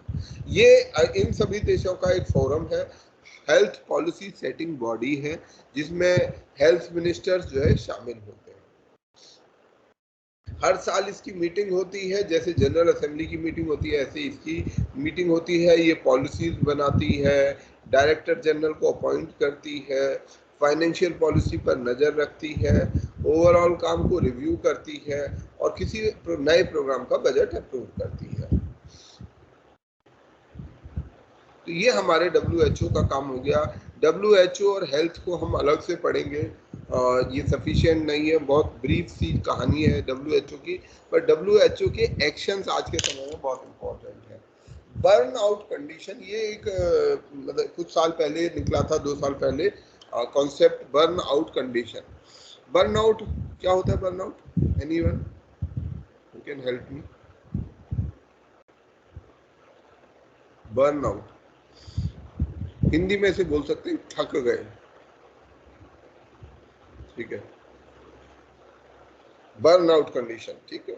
थक जाना, जैसे आप पढ़ते पढ़ते लगातार रोज क्लास हो रही है, रोज पढ़े जा रहे हो, रोज पढ़े जा रहे हो, तो आपकी जो एनर्जी होगी, एनर्जी लेवल में गेट वेरी लो। ठीक है, आप पढ़े जा रहे हो, मेहनत कर रहे हो, एग्जॉस्ट हो जाना। एग्जॉस्ट हो जाना, बहुत बढ़िया, एग्जॉस्ट हो जाना। तो कभी कभी हम एग्जॉस्ट भी हो जाते हैं, और एग्जॉस्ट होने पर क्या करना चाहिए? सर हम तो सर म्यूजिक ग्लूकोज सुनना पीते हैं। रीफिल करना। एग्जॉस्ट होने का मतलब क्या है? जो कुछ था आपका खत्म हो गया, जो आपकी एनर्जी थी वो समाप्त हो गई। अब कोई समाप्त हो गई तो उसे दोबारा भरा जाए। एनर्जी है, एनर्जी खत्म हो गई, तो हमारा काम क्या है? रीफिल करना एनर्जी को, एनर्जी को दोबारा से भरते हैं। उसके लिए क्या तरीका हो सकता है? रेस्ट भी हो सकता है एक तरीका, क्या थोड़ा ब्रेक ले लेते हैं, बहुत दिनों से पढ़े जा रहे हैं। एंड आई इंसिस्ट, मैं हमेशा ही इंसिस्ट करता हूँ बच्चों को, ऑलवेज टेक ब्रेक्स, हमेशा ब्रेक लो। 10 दिन खूब मेहनत से पढ़ो, हफ्ते भर खूब मेहनत से पढ़ो, 3 घंटे का ब्रेक लो, 6 घंटे का ब्रेक लो, मिलने जाओ दोस्तों से, पढ़ाई वढ़ाई सब बंद कर दो एक दिन के लिए। ठीक है, हफ्ते में मत लो तो 15 दिन में, 1 महीने में जरूर ब्रेक लो। अगर कहीं दूर दराज रह रहे हो, गाँव घर से दूर रह रहे हो, तो अपने घर चले जाओ, वहां देखो, खाओ पियो, जो करना है दोस्तों से मिलो, करो। ठीक है, अपने लिए एक ब्रेक लो। ये जो मोनोटोनस चीज हो जा रही है, जैसे मैंने सबसे अच्छा एक ब्रेक का तरीका ये भी हो सकता है, आपको जो मैं बता रहा था कि टेस्ट भरो, बहुत सारे, खूब सारे टेस्ट भरो। टेस्ट भरोगे तो क्या होगा? सेंटर पड़ेगा बाहर। ठीक है, लेट से अब पड़ गया रांची सेंटर, घूम के आते हैं रांची, है ना, घूमने जाएंगे, रांची घूमेंगे 1 दिन 2 दिन, टेस्ट भी दे देंगे, पढ़ाई का काम भी हो गया, अपना घूमना भी हो गया, ब्रेक भी हो गया। अच्छी चीज है। हर मतलब ऐसे टेस्ट आप देते रहो और खूब घूमो, अलग अलग। शिमला में टेस्ट हुआ, मैं तो गया हूँ शिमला में, मैं और कभी मैंने नहीं पीसीएस एग्जाम भरता था, पर मैं पीसीएस एग्जाम शिमला का भर देता था जब मैं तैयारी कर रहा था, जबकि मुझे पक्का पता था कि अगर सेलेक्ट हो भी जाता तो मैं वहाँ ज्वाइन नहीं करता। मैं यहाँ पर दिल्ली में ऑलरेडी सेटल्ड था, ठीक ठाक नौकरी भी चल रही थी, पर फिर भी मैं जाता था। क्यों? क्योंकि इसका सेंटर शिमला पड़ता था, तो शिमला घूमने चले जाता था उस बहाने पे। पढ़ाई का पढ़ाई भी हो जाए, ये भी नहीं लगता था कि यार कोई घूमने आ गए, पढ़ाई का नुकसान हो गया, ये बहाना रहता था कि एग्जाम देने जा रहे हैं, एग्जाम भी दिया, अपना 1 दिन घूम आए। तो ब्रेक, ठीक है। तो अपने आप को, इस चीज को, बर्न आउट को, एग्जॉस्ट होने को WHO ने एक बीमारी के तौर पर स्वीकार किया है। ठीक है, उसे एक डिजीज के अंदर में क्लासिफाई कर लिया है कि it is also one of, मतलब एक कंडीशन है, एक ऐसी हेल्थ कंडीशन है जिसे हमें एज अ डिजीज ट्रीट करना चाहिए, इसका डायग्नोसिस होना चाहिए, और मतलब हेल्थ इंश्योरेंस वालों को उसका पैसा भी दिया जाना चाहिए। तो ये जो सिंड्रोम है, ये मतलब इम्पॉर्टेंट चीज़ है कि हम किसी भी एक काम को करते करते वर्क प्लेस में हमारे को ये हो सकता है, और इसको मैनेज करने की ज़रूरत है। हम इसे इग्नोर ना करें, अरे नहीं नहीं नहीं, ये एग्जॉशन, ये बर्नआउट तो बेकार की बात है, मुझे तो ये करना है, वो चीज़ भी नहीं होनी चाहिए। ऐसे में कब वो क्या होगा? आपको एनर्जी नहीं दिखाई देगी, पढ़ाई बोझ दिखने लगेगी कि अरे यार क्या फंस गए यार, कि क्या रोज सुबह किताब लेके बैठ जाते हैं, सारी दुनिया तो मौज कर रही है। तो आपको अपना जो भी काम है, हो सकता है नौकरी पे हो तो नौकरी में नेगेटिव फीलिंग्स आने लगेंगी कि यार ये क्या हो रहा है, दुनिया बहुत खराब है, हर चीज़ आपको गलत दिखने लगेगी, हर चीज़ नेगेटिव दिखने लगेगी। ये सर क्या है, फालतू टाइम खराब करते रहते हैं, जो भी सामने आज दिखाई देगा वही बुराई दिखा देगा। क्यों? क्योंकि हम नेगेटिविटी से भर रहे हैं। अपने अंदर इससे बाहर निकालना है, और अपनी जो प्रोफेशनल एफिकेसी है वो घट जाती है। तो ऐसे में इससे बाहर निकलना है, बर्नआउट सिंड्रोम। तो अगर कभी आपके अंदर ये चीज़ें आए, ठीक है, कि आपको एग्जॉशन फील हो रहा है, नेगेटिविज्म या सिनिसिज्म आ रहा है, अपने काम में मन नहीं लग रहा है, अपनी एफिकेसी आपकी रिड्यूस हो रही है, एक दिन में वैसे आप 40 पेज पढ़ लेते थे, और उस दिन में आप पूरे दिन किताब लेके बैठे रहे और रिजल्ट में 10 पेज भी नहीं पढ़ पाए, और याद तो 2 पेज भी नहीं कर पाए। तो ऐसे में आप बर्नआउट का शिकार हैं, आप बर्नआउट का शिकार हो रहे हैं, और kindly come out of that burnout. तो उसके लिए कैसे ठीक करना है वो आपको सोचना होगा, उससे बाहर निकलना होगा। अगला जो हमारे WHO का, बोलो। हम मोटिवेशनल वीडियोस भी देख सकते हैं सर, उससे भी बहुत फायदा होता है सर। देख सकते हैं, देखने चाहिए मोटिवेशनल वीडियो, कभी कभी मैं कहूंगा कि ये सबसे अच्छा तरीका है, मैं ऐसा मानता हूँ, कभी कभी वी शुड टेक ब्रेक्स, ठीक है। जैसे हर चीज में मतलब एक चीज किए जा रहे हैं, उसकी निरंतरता कई बार आपको बोझिल कर देगी, तो ब्रेक लो, एक दिन उठा के सारी किताबें रख दो, पहले ही तय कर लो कि आज मैं कुछ नहीं पढ़ूंगा, आज मैं घूमूंगा अपने, गेम खेलो, दोस्तों से मिलो, शॉपिंग करने जाओ, जो मन कर रहा है, कहीं घूमने जाना है, हाँ मूवीज देख लो, कुछ भी करो, तो ऐसा कुछ करो, मतलब उस दिन मत पढ़ो, एक दिन 2 दिन मत पढ़ो, कोई आफत नहीं आ जाएगी। अगर हमने 6 महीने पढ़ना है और अगर मान लो 1 महीने में हम 1 दिन का ब्रेक ले लेते हैं, 15 दिन में 1 दिन का ब्रेक ले लेते हैं, कोई आफत नहीं आ जाती। उस दिन में जो काम का लॉस हुआ है अगले दिन कंपनसेट करो, और इसके लिए टाइम रखो, ये अपने लिए टाइम रखो कि ये भाई ये मेरा ये दिन, इस संडे के दिन या इस सैटरडे के दिन इतना दिन मैं ब्रेक लूंगा, पढ़ाई नहीं करूंगा, वो आपकी एनर्जी को बढ़ाएगा।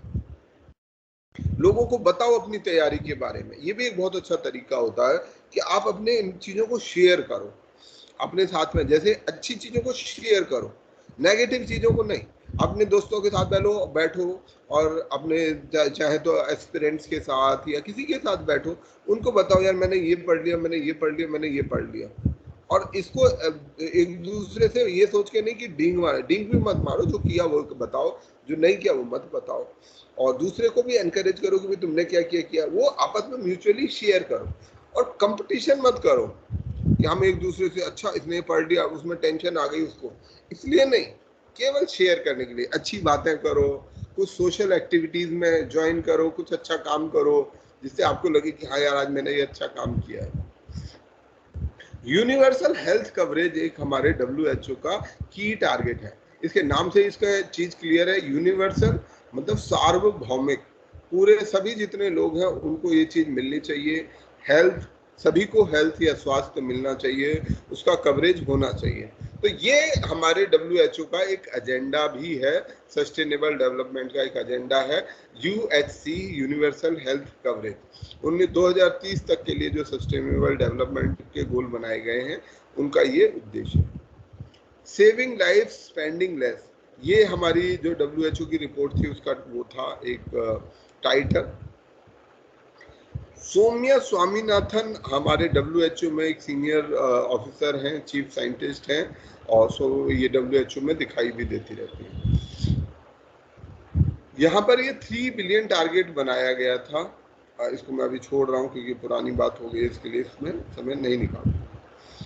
इंटरनेशनल मैरीटाइम ऑर्गेनाइजेशन IMO, आज की क्लास थोड़ी सी बड़ी कर लेते हैं क्योंकि टाइम हमने थोड़ा सा वेस्ट किया है, तो ये क्लास हम 12:30 तक करेंगे, और मैं 1 मिनट का ब्रेक ले रहा हूँ, आप लोग भी चाहें तो 1 मिनट का ब्रेक ले सकते हैं, हम लोग 1 या 2 मिनट में एग्जैक्टली वापस ज्वाइन करेंगे। हाँ,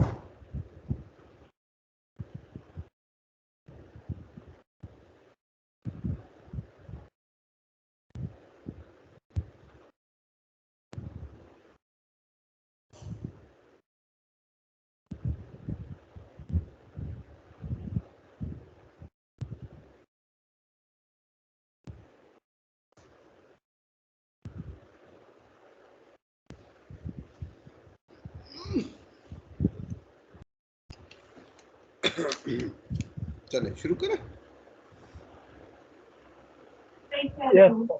ओके, तो हम अगली ऑर्गेनाइजेशन जिसकी बात कर रहे हैं वो है IMO, इंटरनेशनल मैरीटाइम ऑर्गेनाइजेशन, और इसके नाम से क्लियर है। हर एक एब्रीविएशन को याद रखने का हमें फायदा ये होता है कि उस एब्रीविएशन से, अपने आप को म्यूट कर दीजिए, उस एब्रीविएशन से हमारे को जो हमारा कोर फंक्शन है उस ऑर्गेनाइजेशन का वो पता चलता है। तो अगर हम मैरीटाइम ऑर्गेनाइजेशन, मैरीटाइम का मतलब क्या होता है सर? हमारा सी का जो समुद्र से संबंधित, समुद्री यात्राओं से संबंधित जो कुछ भी होता है वो मैरीटाइम कहलाता है। ठीक है सर, इसका एग्जाम भी हमने दिया सर, मैरीटाइम। हाँ, यस सर, IMU का। Okay, very good. तो हमारा जो इंटरनेशनल शिपिंग का सिस्टम है, ठीक है, हमारे लिए जो पानी का जहाज है वो बहुत महत्व रखता है। क्यों रखता है? ट्रेड के सर वो कहीं दूसरे बाउंड्री में ना चला जाए। यातायात को नियंत्रित करने के लिए, यातायात को नियंत्रित करने के लिए ट्रांसपोर्ट है ना। अब ये बताओ, ट्रेड के लिए, ट्रेड के लिए सर, इंटरनेशनल ट्रेड के लिए। शिप में कितने लोग बैठे हो? तो बैठा है शिप में आप में से?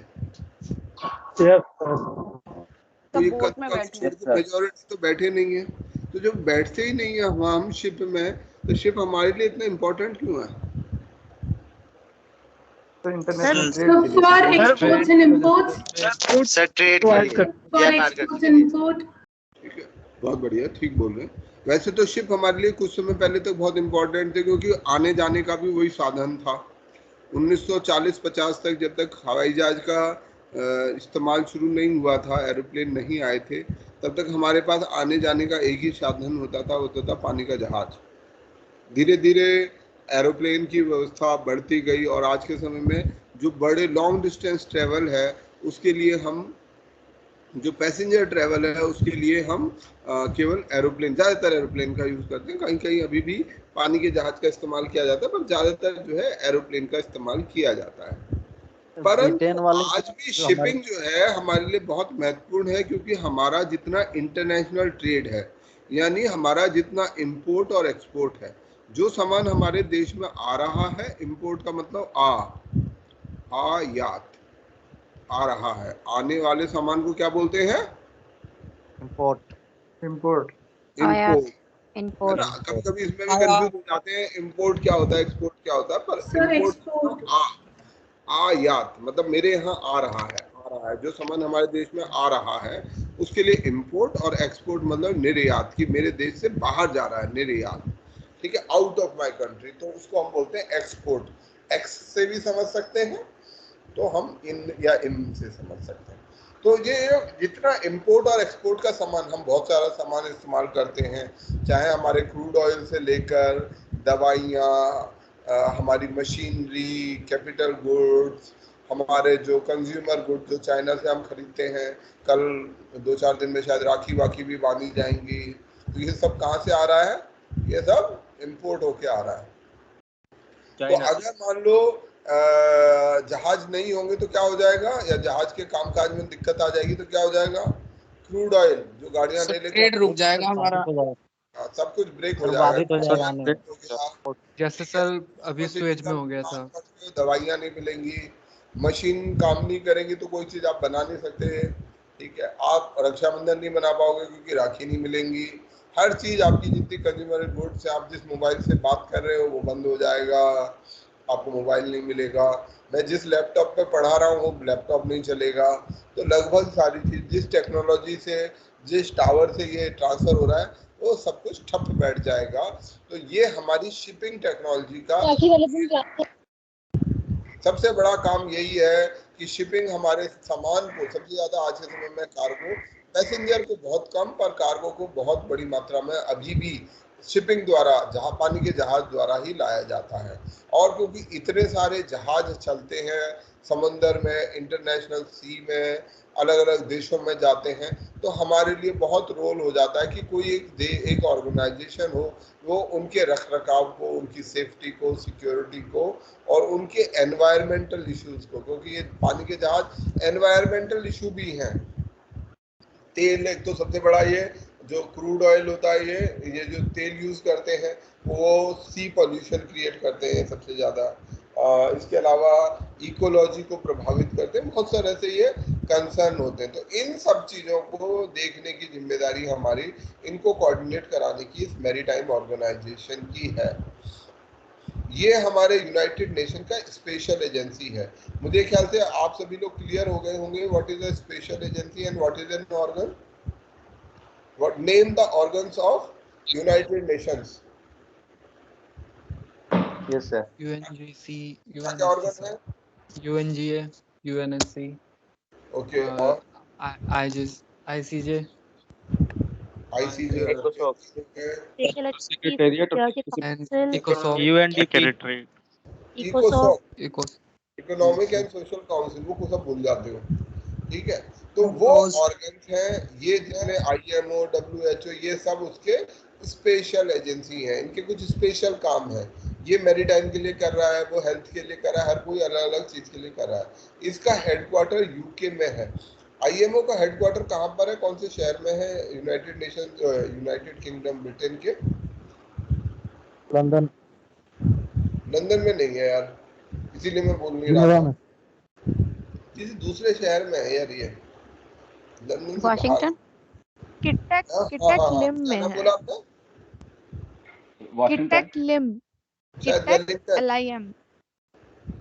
पता नहीं, मतलब मेरे ख्याल से ये लंदन में नहीं है, बस इतना है मुझे याद है, वेलिंगटन है या कुछ और शहर है, तो वहां पर इसका हेडक्वार्टर है ब्रिटेन के अंदर में, पर उस शहर में नहीं है। और ये हमारे जितने इंटरनेशनल शिपिंग रिलेटेड इश्यूज हैं, मैरीटाइम सेफ्टी, अभी कुछ समय पहले एक बहुत बड़ी घटना घटी थी, शिपिंग रिलेटेड क्राइसिस सिचुएशन पैदा हो गया था, वो था गल्फ में कह रहा हूँ, कैनाल, कौन सी कैनाल? Suez canal crisis. क्या क्राइसिस हुआ था सर? वहाँ पे बहुत बड़ी कार्गो शिप फंस गई थी। सुएज कैनाल जो है एक आर्टिफिशियल कैनाल है, जिसको काट कर बनाया गया मेडिटेरेनियन सी और इधर अरेबियन सी को जोड़ने के लिए। तो ये इससे बहुत फायदा भी हुआ कि यूरोप की कनेक्टिविटी, पर क्योंकि इसकी चौड़ाई लिमिटेड है और आज के समय में पानी के जहाज की साइज बढ़ती जा रही है, तो एक बड़ी जहाज आई और कुछ उसके मिस हैंडलिंग होने के कारण वो जहाज टेढ़ी होके फंस गई कनाल में, और उसको निकालने में बड़ी दिक्कत हुई। हफ्ता 10 दिन तक पूरा इंटरनेशनल ट्रेड बंद हो गया था, तो वो बहुत बड़ी इंटरनेशनल न्यूज बन गया था। सुएज कैनाल में जो शिप क्राइसिस हुआ, जापान का शिप था वो फंस गया था, तो ऐसे में उसको चलवाने का, उसकी देखभाल करने का ऐसा इशू ना आए, वो काम मैरीटाइम ऑर्गेनाइजेशन देखेगी कि भाई इस तरीके के इश्यूज वापस ना आए। बैलास्ट वाटर मैनेजमेंट कन्वेंशन और बंकर कन्वेंशन, ये हमारी मैरीटाइम उसके कुछ कॉन्सेप्ट हैं, इनको हम छोड़ देते हैं। अगला जो ऑर्गेनाइजेशन जिसके हम तरफ जा रहे हैं वो है इंटरनेशनल सिविल। सर IMO का है ना लंदन में ही है सर। लंदन में? चलो फिर मैं क्यों कंफ्यूज हो रहा हूँ? हाँ जी सर। ओके सर लंदन में ही है। अभी एक आध जन और जरा चेक कर लेना, अगर है तो ठीक है, फिर याद सर लंदन में गूगल पे भी चेक किया है सर। लैम्बेथ लंदन ही बता रहा है, और वो जो किटक लिम है वो वहाँ के सेक्रेटरी जनरल हैं। ओके, मैं किसी से कंफ्यूज कर रहा हूँ शायद, कुछ और कंफ्यूज कर रहा हूँ। अच्छा, लंदन में है सर। मैरीटाइम ऑर्गेनाइजेशन के बाद आगे चलते हैं हम इंटरनेशनल सिविल एविएशन ऑर्गेनाइजेशन पर। तो जैसे अभी हमने बात की थी मैरीटाइम जो पानी के जहाज हैं उनकी, अब बात करते हैं हम सिविल एविएशन की। सिविल एविएशन क्या हुआ, जिसकी मैंने अभी थोड़ी देर पहले बात की थी कि हमारे 1940-50 के बाद से एरोप्लेन्स का इस्तेमाल पैसेंजर ट्रेवल के लिए, ठीक है, लोगों के यातायात के लिए शुरू हो गया। लॉन्ग डिस्टेंस ट्रेवल में जो लंबी दूरी के ट्रेवलिंग है उसमें ये एरोप्लेन ने बहुत बड़ी फायदा दिया। क्यों? पहले जो एरोप्लेन जब नहीं था, समुंदर से लंदन से आने में और इंडिया तक पहुंचने में कितना समय लगता था? 3-4 महीने। 6 to 7 months सर। करीब 3 महीने का ट्रेवल टाइम था। पानी के जहाज से वहां से बैठो, 3 महीने तक जहाज में ही बैठे रहो, 3 महीने बाद पहुंचता था। हवाई जहाज ने उसको आज कितने घंटे का ट्रेवल कर दिया है? आज अगर मैं हवाई जहाज से चलूंगा तो कितनी देर में पहुंच जाऊंगा? 8 घंटे। 10 घंटे। तो कितना ज्यादा फर्क हो गया। 200 गए, इससे भी कहीं ज्यादा गुना जो है इसमें फर्क आ गया। 180 को 3 से गुणा करो, 500-600 गुना टाइम बचने लगा। तो एरोप्लेन धीरे धीरे लॉन्ग डिस्टेंस ट्रेवल के लिए इस्तेमाल किए जाने लगे और आज लगभग नॉर्म हो गया है कि हमें अगर कहीं बाहर जाना होता है तो हमें इन जहाज़ों का ही इस्तेमाल करते हैं और जहाज़ों की संख्या लगातार बढ़ती जा रही है। जब जहाज़ों की संख्या बढ़ती जाएगी तो हमें किसकी ज़रूरत पड़ेगी? इनके कोऑर्डिनेशन करने की, सभी एक्टिविटीज़ को कोऑर्डिनेट कराने की, एयरपोर्ट का रखरखाव करने की, जो एक इंटरनेशनल स्टैंडर्ड्स है वो सब जगह मेंटेन हो, इसकी ये सब चीज़ें ICAO देखता है। ठीक है, शिकागो कन्वेंशन के बाद बनाया गया और ये इकोसॉक का, इकोनॉमिक एंड सोशल काउंसिल का एक स्पेशलाइज्ड ऑर्गन है। ये मॉन्ट्रियल एजेंसी है और ये मॉन्ट्रियल कनाडा में इसका हेडक्वार्टर है। कनाडा का शहर है मॉन्ट्रियल। कनाडा की राजधानी क्या है? कैपिटल ऑफ क्या है? Ottawa. Ottawa sir. Ottawa, Vancouver, Montreal, इनमें से कौन सी है भाई? पक्की बात है ओटावा है, सर नहीं है? ओटावा। यस सर, ओटावा है। ठीक है, ओटावा है। ठीक है, ओटावा इसकी कैपिटल है। पर यहाँ पर और भी कई महत्वपूर्ण शहर हैं कनाडा के। ओटावा शहर का नाम हम कम सुनते हैं, वैंकूवर का ज्यादा सुनोगे, मॉन्ट्रियल का भी सुनोगे, तो इन शहरों के नाम हमें ज्यादा सुनने को मिलते हैं। एक और ऐसे ही है, ऑस्ट्रेलिया की कैपिटल क्या है? कैनबरा। कैनबरा से ज्यादा नाम हम लोग सिडनी का सुनते हैं, पर इसकी कैपिटल एक्चुअली में कैनबरा है। साउथ अफ्रीका कैपिटल क्या है? मेरे ख्याल से प्रिटोरिया है, पर अभी इसकी 3 कैपिटल बन गई थी। जो मैंने लास्ट बार पढ़ा था, इसकी 3 अलग अलग राजधानियां बन गई थी। वैसे प्रिटोरिया इसकी राजधानी, उससे पहले प्रिटोरिया शहर। तो ये कुछ राजधानियां हैं। आप सब शहरों की जब हम पढ़ रहे हैं ज्योग्राफी में, ये आज आप काम कर भी लेना कि सभी देशों की राजधानियां, ठीक है, कैपिटल एंड कंट्रीज, इनकी लिस्ट नेट पे अवेलेबल है, मिल जाएगी। आपके पास नक्शा है, नक्शा सबके पास आ गया है? Yes sir. कितने पढ़ रहे हैं? Yes sir. बिना नक्शे के कितने लोग पढ़ रहे हैं? आप बिना नक्शे वाले कौन लोग हैं? नाम तो कोई बोलेगा नहीं, खैर वो मुझे भी पता है, बट फिर भी आप लोगों को मैं दोबारा से एनकरेज कर रहा हूँ और बोल रहा हूँ कि काइंडली आप अपने लिए मैप और एटलस ले आना, मैप लगा दो। अगर पढ़ना है तो, नहीं पढ़ना तो छोड़ो सारी कहानी, और पढ़ना है तो मैप लगा दो और जितने 180-90 देश हैं सबकी राजधानियों के नाम याद करो, उनकी लोकेशन याद करो और राजधानियों के नाम याद करो। ये सर मैप फिजिकल वाला ही लेना है? फिजिकल वाला ही ले लो अभी, वर्ड फिजिकल मैप।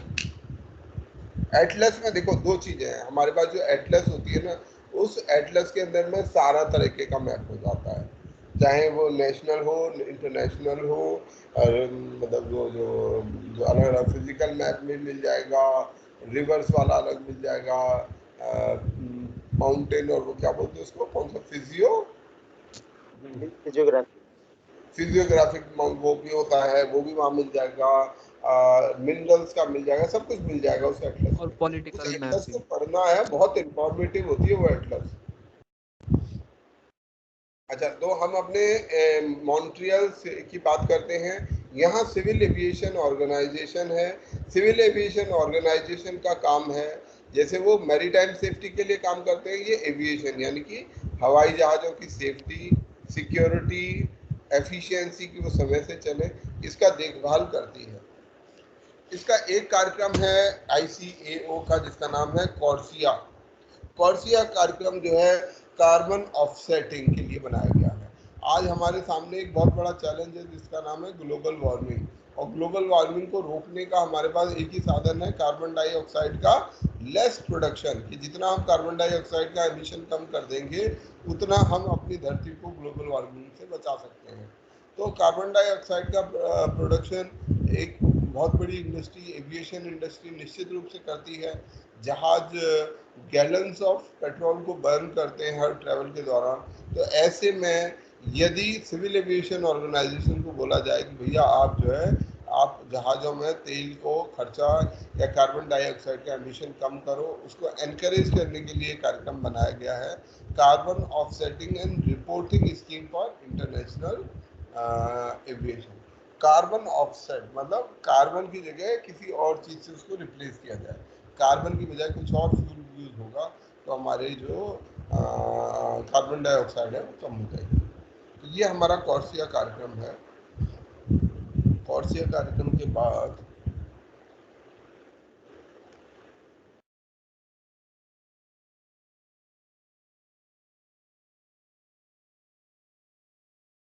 हमारा वर्ल्ड मीटियोलॉजिकल ऑर्गेनाइजेशन WMO क्या काम करेगा? मौसम से जुड़ी M फॉर इंफॉर्मेशन, मौसम से जुड़ी हुई इंफॉर्मेशन सारी world meteorological organisation, weather and climate से रिलेटेड। Weather and climate. तो जो दुनिया भर में, क्योंकि वेदर भी एक इंटरनेशनल फिनोमिना है, क्लाइमेट एक इंटरनेशनल फिनोमिना है, हम इसे देशों के बीच में नहीं बांध सकते। अगर हमारे यहाँ गर्मी पड़ रही है और पाकिस्तान में भी पड़ रही है या यहाँ बारिश हो रही है तो हम ये नहीं कर सकते कि नहीं वहाँ बारिश ना हो। वेदर एंड क्लाइमेट एक ऐसी चीज़ है जो ग्लोबल इवेंट है और इसको भी एक इंटरनेशनल बॉडी की आवश्यकता है ताकि बेहतर रखरखाव, बेहतर जो भी ज़रूरतें हों वेदर और क्लाइमेट संबंधी, उस पर नज़र रखने संबंधी, प्रेडिक्शन संबंधी, वो सब रखी जा सके। 1950 में ये इंटर गवर्नमेंटल ऑर्गेनाइजेशन बनाया गया था। वेदर एंड क्लाइमेट पर नज़र रखता है, हाइड्रोलॉजी पर नज़र रखता है और जियोफिजिकल साइंसेस के ऊपर अध्ययन करता है। What is hydrology? वाटर से जुड़ी, हाँ जी, आवाज ठीक बताया वाटर हमने। से जुड़ी सर चीजें related to water. Water, hydrology मतलब पानी पानी का जो पानी जनरेटेड हो, ग्लेशियर्स में कहीं पर पानी का वो जो ओवरऑल सिस्टम है उसको पढ़ने की कला को हम हाइड्रोलॉजी बोलते हैं। और तो जो ये समथिंग पानी जनरेटेड फ्रॉम जो वाटर। हाइड्रोलॉजी है उसके ऊपर भी ये काम करता है और अदर जियोफिजिकल साइंसेस, ठीक है, मेट्रोलॉजिकल ऑर्गेनाइजेशन अदर जियोफिजियोलॉजिकल साइंसेस पर भी काम करता है। ये यूनाइटेड नेशन की तरफ से वेदर, क्लाइमेट और वाटर के ऊपर एक अथॉरिटेटिव बॉडी है। जेनेवा इसका हेडक्वार्टर है। अर्ली वार्निंग देता है देशों को कि भाई वहाँ पर ये तूफान आने वाला है, अपने को बचाओ। कोई भी डिजास्टर को बताने की कोशिश करता है, फोरकास्ट करता है।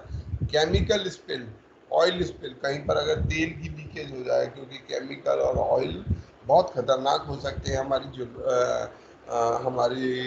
इकोलॉजी के लिए। फॉरेस्ट फायर्स, अभी जो है फॉरेस्ट फायर पे आपको 1-2 साल में सवाल आएगा ही आएगा। इस साल नहीं आया तो अगले साल आएगा। फॉरेस्ट फायर, जंगल में जो आग लगने का काम है बहुत तेजी से बढ़ रहा है। ऑस्ट्रेलिया में बड़ी बड़ी अब तक की अनप्रेसिडेंटेड फायर हो रही है, जंगल में आग लग रही है, तो उस पर नजर रखने की जरूरत है। वॉल्केनिक एग्जांपल अमेज़न का तो था सर। हाँ, वो इसीलिए कह रहा हूँ काफी जगह आग लग रही है, बड़ी बड़ी आग सर लग रही है। रिसेंटली फ्रांस में लगा सर। फ्रांस में लगा है, जगह जगह लग रहा है। ये एक ओवरऑल एक इंटरनेशनल क्राइसिस बनते जा रहा है। न्यूक्लियर आइसोटोप या न्यूक्लियर मटेरियल का कहीं अगर आउटब्रेक होता है, इस सब पर नजर रखने का काम ये मीटियोलॉजिकल ऑर्गेनाइजेशन करता है। इसके अलावा depletion of ozone layer, what is ozone layer and what is its use? Some new student should answer this question. So it protects us from ultraviolet rayses. Very good. It It's करती है an आपको atmospheric layer of oxygen gas, हमारा जो अर्थ का atmosphere है, let's say ये हमारी अर्थ हो गई, ये हमारे अर्थ के आसपास एक गैसेस की लेयर है, यहाँ पर गैसेस हैं, इस जगह पर गैसेस हैं। तो ये गैसेस की लेयर को हम एटमॉस्फेयर बोलते हैं, और इसकी एक लेयर है जाए ट्रोपोस्फेयर, ठीक है, बीच में। तो वहाँ पर एक गैस होती है जिसका नाम है ऑक्सीजन। ऑक्सीजन का एक मॉलिक्यूल होता है O3, जो कि अनस्टेबल मॉलिक्यूल होता है, और उसको ओजोन भी बोला जाता है। तो इसकी एक लेयर है इसके आसपास, और ये ओजोन लेयर हमें सभी प्रकार के अल्ट्रावायलेट रेडिएशन से बचाती है। तो यदि कहीं ओजोन लेयर का कम हो रहा है, ओजोन लेयर डिप्लीट क्यों हो सकती है, किसकी वजह से? ग्लोबल वार्मिंग की वजह से कार्बन की कार्बन। ओजोन लेयर अलग चीज है और ग्लोबल वार्मिंग अलग चीज है। ओजोन लेयर अल्ट्रावायलेट रेडिएशन से है संबंधित है, और ओजोन ग्लोबल वार्मिंग गर्मी से संबंधित है, वेदर चेंज से, ठीक है। तो ये ओजोन लेयर के डिप्लीशन पर भी ये WMO नजर रखता है। इसके अलावा इसका जो अपना इन्होंने भारत के साथ जो एसोसिएशन है, इंडियन मेट्रोलॉजिकल सेंटर के साथ इन्होंने एक रीजनल क्लाइमेट सेंटर, मतलब जो एशिया का रीजनल क्लाइमेट सेंटर है, वो बनाया गया है WHO के साथ मिलकर। इसके अलावा हम flash flood, what is flash flood? Flash flood sir अचानक से कहीं पे पानी का वो आ जाना किसी लैंड सरफेस पे, जैसे हम बाढ़ आ बादल जाना। बोल देते हैं ना, बादल फट गया वहां पर, एक जगह पे बहुत सारी एकदम बारिश हो जाना। बहुत तेजी से एक जगह पर बारिश हो जाती है, उसको हम बादल फटना भी बोलते हैं, इंग्लिश में यस सर। बोलते हैं। उससे क्या है कि सर जैसे कोई उत्तराखंड या फिर लद्दाख पे हुआ, अभी सर हिमाचल प्रदेश में हुआ था, हुआ है, वो होते जा रहा है। Rapid flooding. इससे क्या होता है कि भयंकर बाढ़ आ जाती है और भारी दिक्कत लोगों को सामना करना पड़ता है। तो इसके लिए भी फ्लैश प्लस गाइडिंग सेंटर ये अपना इसने बनाया है, और इंडिया भी अपना इसी मॉडल का एक फ्लैश फ्लड सेंटर WMO की मदद से बना रहा है। वर्ल्ड इंटेलेक्चुअल प्रॉपर्टी ऑर्गेनाइजेशन, ये लास्ट टॉपिक है आज का। हमने इंटेलेक्चुअल प्रॉपर्टी पर भी थोड़ी देर पहले ही बात की है, तो इसको अभी हम साथ के साथ निपटा देंगे। इंटेलेक्चुअल प्रॉपर्टी ऐसी प्रॉपर्टी होती है जो इनटेंजिबल प्रॉपर्टी होती है। It is valuable but it is intangible, इसको छू नहीं सकते हैं, इसकी अपनी कीमत होती है परंतु इसको छुआ नहीं जा सकता। तो ऐसी संपत्ति को हम इंटेलेक्चुअल प्रॉपर्टी बोलते हैं। हम क्या क्या और उसको मेंटेन करने के लिए कि पूरी दुनिया के लोग इस इंटेलेक्चुअल प्रॉपर्टी का सम्मान करें, कम से कम कॉमर्शियल इंटेलेक्चुअल प्रॉपर्टी का सम्मान करें, उसको वायलेट ना करें।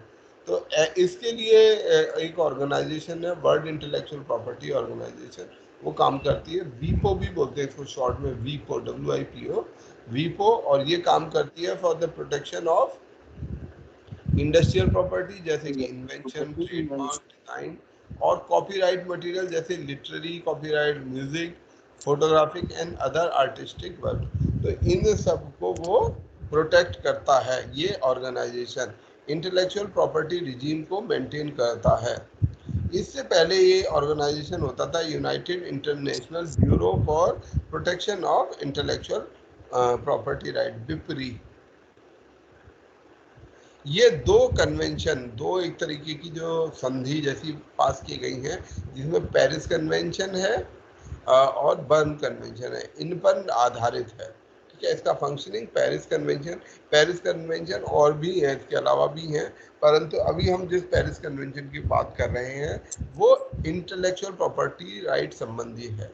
हमारे जो इंटेलेक्चुअल प्रॉपर्टी राइट, जो इंडस्ट्रियल प्रॉपर्टी राइट्स हैं, उसमें नहीं, कॉपीराइट संबंधी हैं।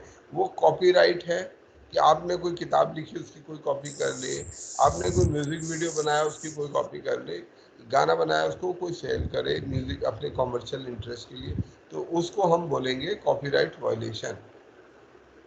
और सर इससे सर GI टैगिंग भी रिलेटेड है क्या?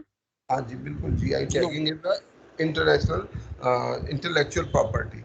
जो कॉमर्शियली हम इंटेलेक्चुअल प्रॉपर्टी जानते हैं वो है कॉपीराइट। कॉपीराइट क्या होता है कि हमारा अपने द्वारा प्रोड्यूस किए गए इंटेलेक्चुअल प्रॉपर्टी पर एक अधिकार है, कोई हमारी बिना सहमति के उसको कॉपी नहीं करेगा। तो ये हो गया कॉपीराइट। कॉपीराइट के बाद ट्रेडमार्क। रजिस्टर्ड ट्रेडमार्क्स होते हैं, ऐसे करके टीएम का साइन बना रहता है। इसका उद्देश्य ये है कि किसी आदमी ने एक रजिस्टर्ड ट्रेडमार्क लंबे समय मेहनत करके बनाया तो उसको कोई दूसरा कॉपी नहीं कर सकता, उस पर सजा उसको सामना करना पड़ सकता है।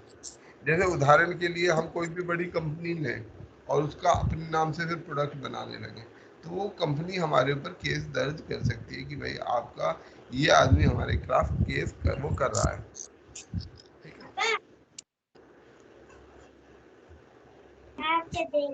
आपने बनाई है, दिखा। बंद कर लीजिए भाई।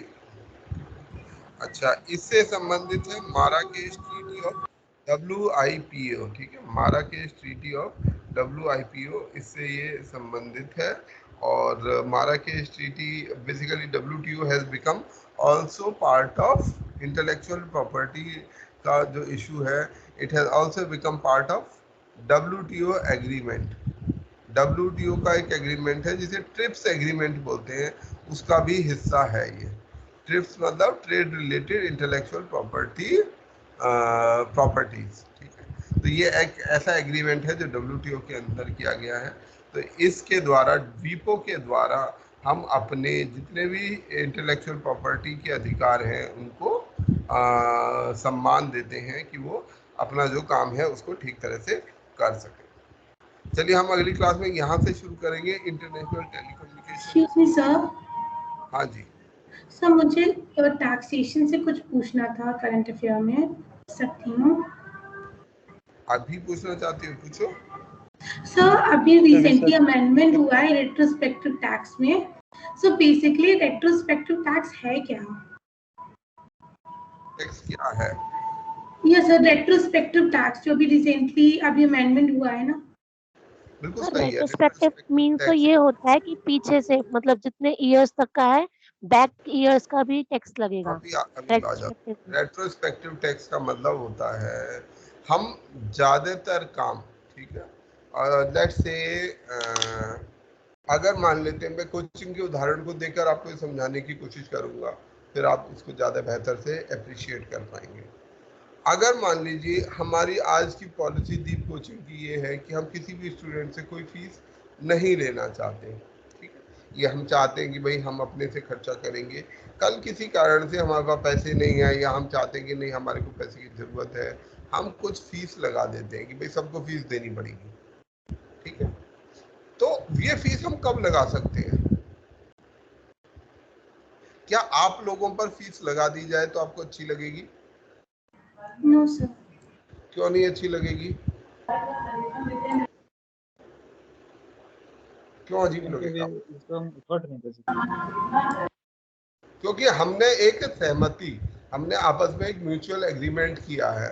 आपने जब इस कोचिंग को ज्वाइन किया तो इस बात को समझते हुए ज्वाइन किया कि भाई मुझे यहाँ पे कोई पैसे नहीं देने हैं। अगर आपको ये पहले से बता दिया जाता कि आपको पैसे देने पड़ेंगे तब आप ज्वाइन करते, वो आपकी अलग चॉइस थी।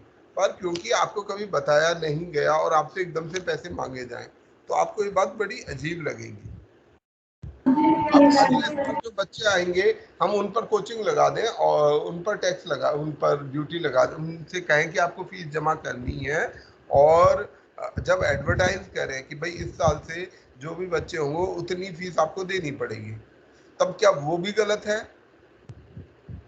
नो सर, वो गलत नहीं है, because you have informed them. हमारा एक पॉलिसी डिसीजन है कि भाई हमारे पास पैसा नहीं है, हम खर्चा नहीं कर सकते, कहाँ से चलाएं इसको, हमें पैसे की आवश्यकता है, आप हमें पैसा दीजिए तब हम आपको पढ़ा सकेंगे। वो ठीक इसलिए है क्योंकि वो आपको पूर्व सूचना दी गई है। ज्वाइन करने से पहले आपका अधिकार है कि आप चाहें तो ना ज्वाइन करें, ठीक है। राइट टू से नो है ना, डिक्लाइन है आपके पास। आप कह सकते हैं कि नहीं मुझे जरूरत नहीं है ऐसी कोचिंग की, मैं ऐसे ही ठीक हूँ, ये आपका अधिकार है। तो ये चीज भी सर ठीक है। इसको तो सर आसान भाषा में इसको कहे तो अभी हम आ जाते हैं इसी कंपनी के जो पुरानी वसूल पे वसूला जाता है, पुरानी और सर जो कोई भी कंपनी होता है ना सर, उसके पुरानी मतलब जो डील हुआ रहता है उसके अकॉर्डिंग मतलब जो है ना ये टैक्स मतलब समझौता होता है। देखो एक दुनिया में एक बेसिक चीज होती है जिसको हम बोलते हैं कॉन्ट्रैक्ट। सर ये 1961 संशोधन के तहत किया गया सर, जिस जो हमारी कॉन्ट्रैक्ट पर चलती है। हम लोग जब भी कोई काम करते हैं समझौता करते हैं कि ठीक है हमारे और बीच में आपके बीच में एक चीजें तय हुई हैं कि आप पढ़ेंगे, हम पढ़ाएंगे, हम आपसे पैसे नहीं लेंगे, एक प्रकार का समझौता है। अगर मान लीजिए हम एक कॉन्ट्रैक्ट कर लेते हैं कि नहीं ठीक है आप पढ़ना आना चाहते हैं, आप हमारे यहाँ पढ़ने आइए, साल भर तक हम पढ़ाएंगे, आपसे इतनी फीस लेंगे, ये एक अलग तरीके का कॉन्ट्रैक्ट हो सकता है। कभी कभी बिना कुछ कहे के भी कॉन्ट्रैक्ट होते हैं। शादी एक तरीके का कॉन्ट्रैक्ट है, दोस्ती एक कॉन्ट्रैक्ट है कि भाई तुम मेरा ध्यान रखो मैं आपका ध्यान रखूंगा, एक दोस्ती है। तो हर चीज जो है हमारे संबंध भी एक प्रकार का कॉन्ट्रैक्ट होते हैं जब हम एक दूसरे के साथ कुछ सहमति रखते हैं।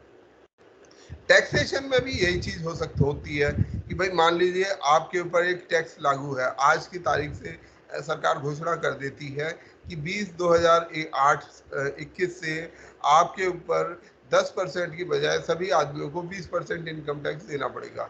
जितनी इनकम हो रही है उसका 20% टैक्स देना पड़ेगा। अब बेशक ये टैक्स देना आपको अजीब लगे, पर ये सरकार का संवैधानिक और मॉरल अधिकार है कि यदि उसे आवश्यकता है तो वो आप पर टैक्स लगा सकती है, तो वो बिल्कुल लगा सकती है, 20% टैक्स ले सकती है।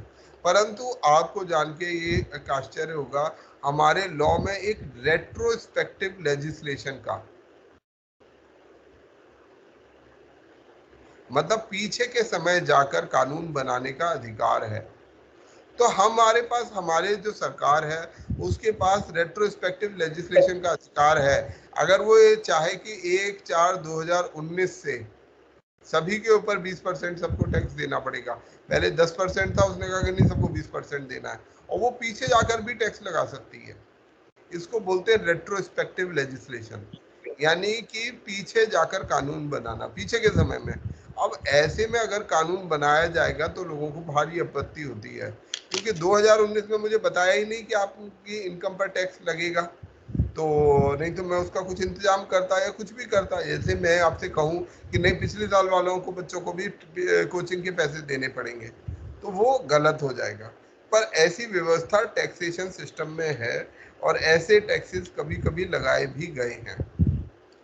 इस टैक्सेशन सिस्टम को लोग अपोज करते हैं और ये कहते हैं कि हम जो है रेट्रोस्पेक्टिव लेजिस्लेशन गलत है।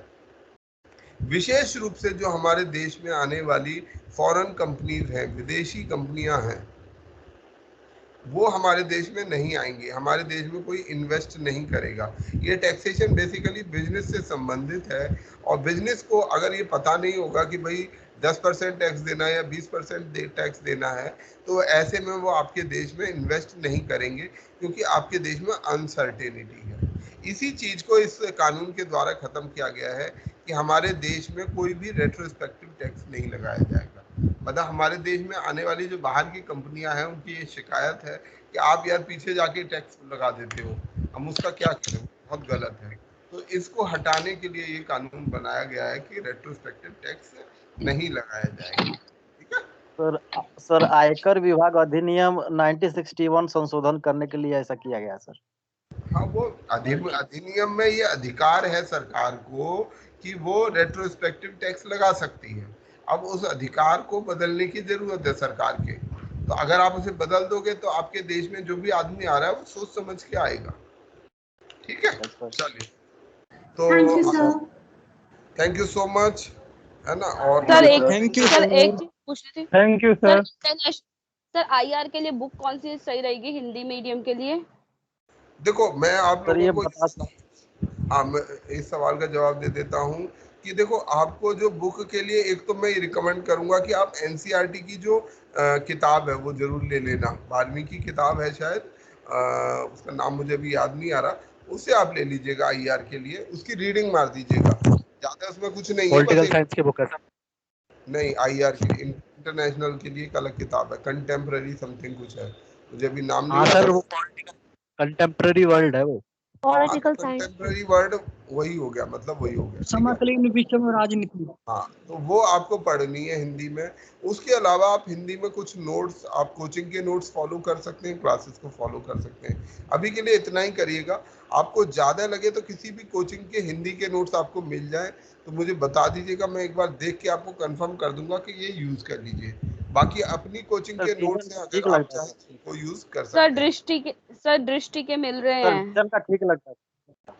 विजन के बहुत रीसेंट टाइम के हैं, विजन के सही नहीं है। विजन में बहुत ही पर्सपेक्टिव लिमिटेड है। दृष्टि के अवेलेबल है, मैंने देखे नहीं, आप मुझे भेज देना, मैं देख के बता दूंगा कि इनको आप फॉलो कर लो या मत कर लो। ठीक है? ठीक है सर। Thank you sir. चलिए, okay, have a good day sir. Thank you, same to you, same to all of you. अच्छा, हम लोग 22 तारीख को, 1 सेकंड, 22 तारीख को छुट्टी करें क्या? No sir. सर कर लीजिए, एक्चुअली मैं हाउस वाइफ हूँ तो इसलिए सर मेरे को दिक्कत हो जाएगी। ओके, चलो ठीक है कि हम क्लास कर सकते हैं, नहीं तो परसों शायद छुट्टी करनी पड़े। ठीक है, ओके, चलो, ओके सर, जैसा होगा मैं। Okay, bye. सर कल क्लास का टाइम क्या होगा? कल 8 बजे, कल सुबह 8 ही बजे क्लास होगी। ये केवल आज ही के लिए था। Okay, bye.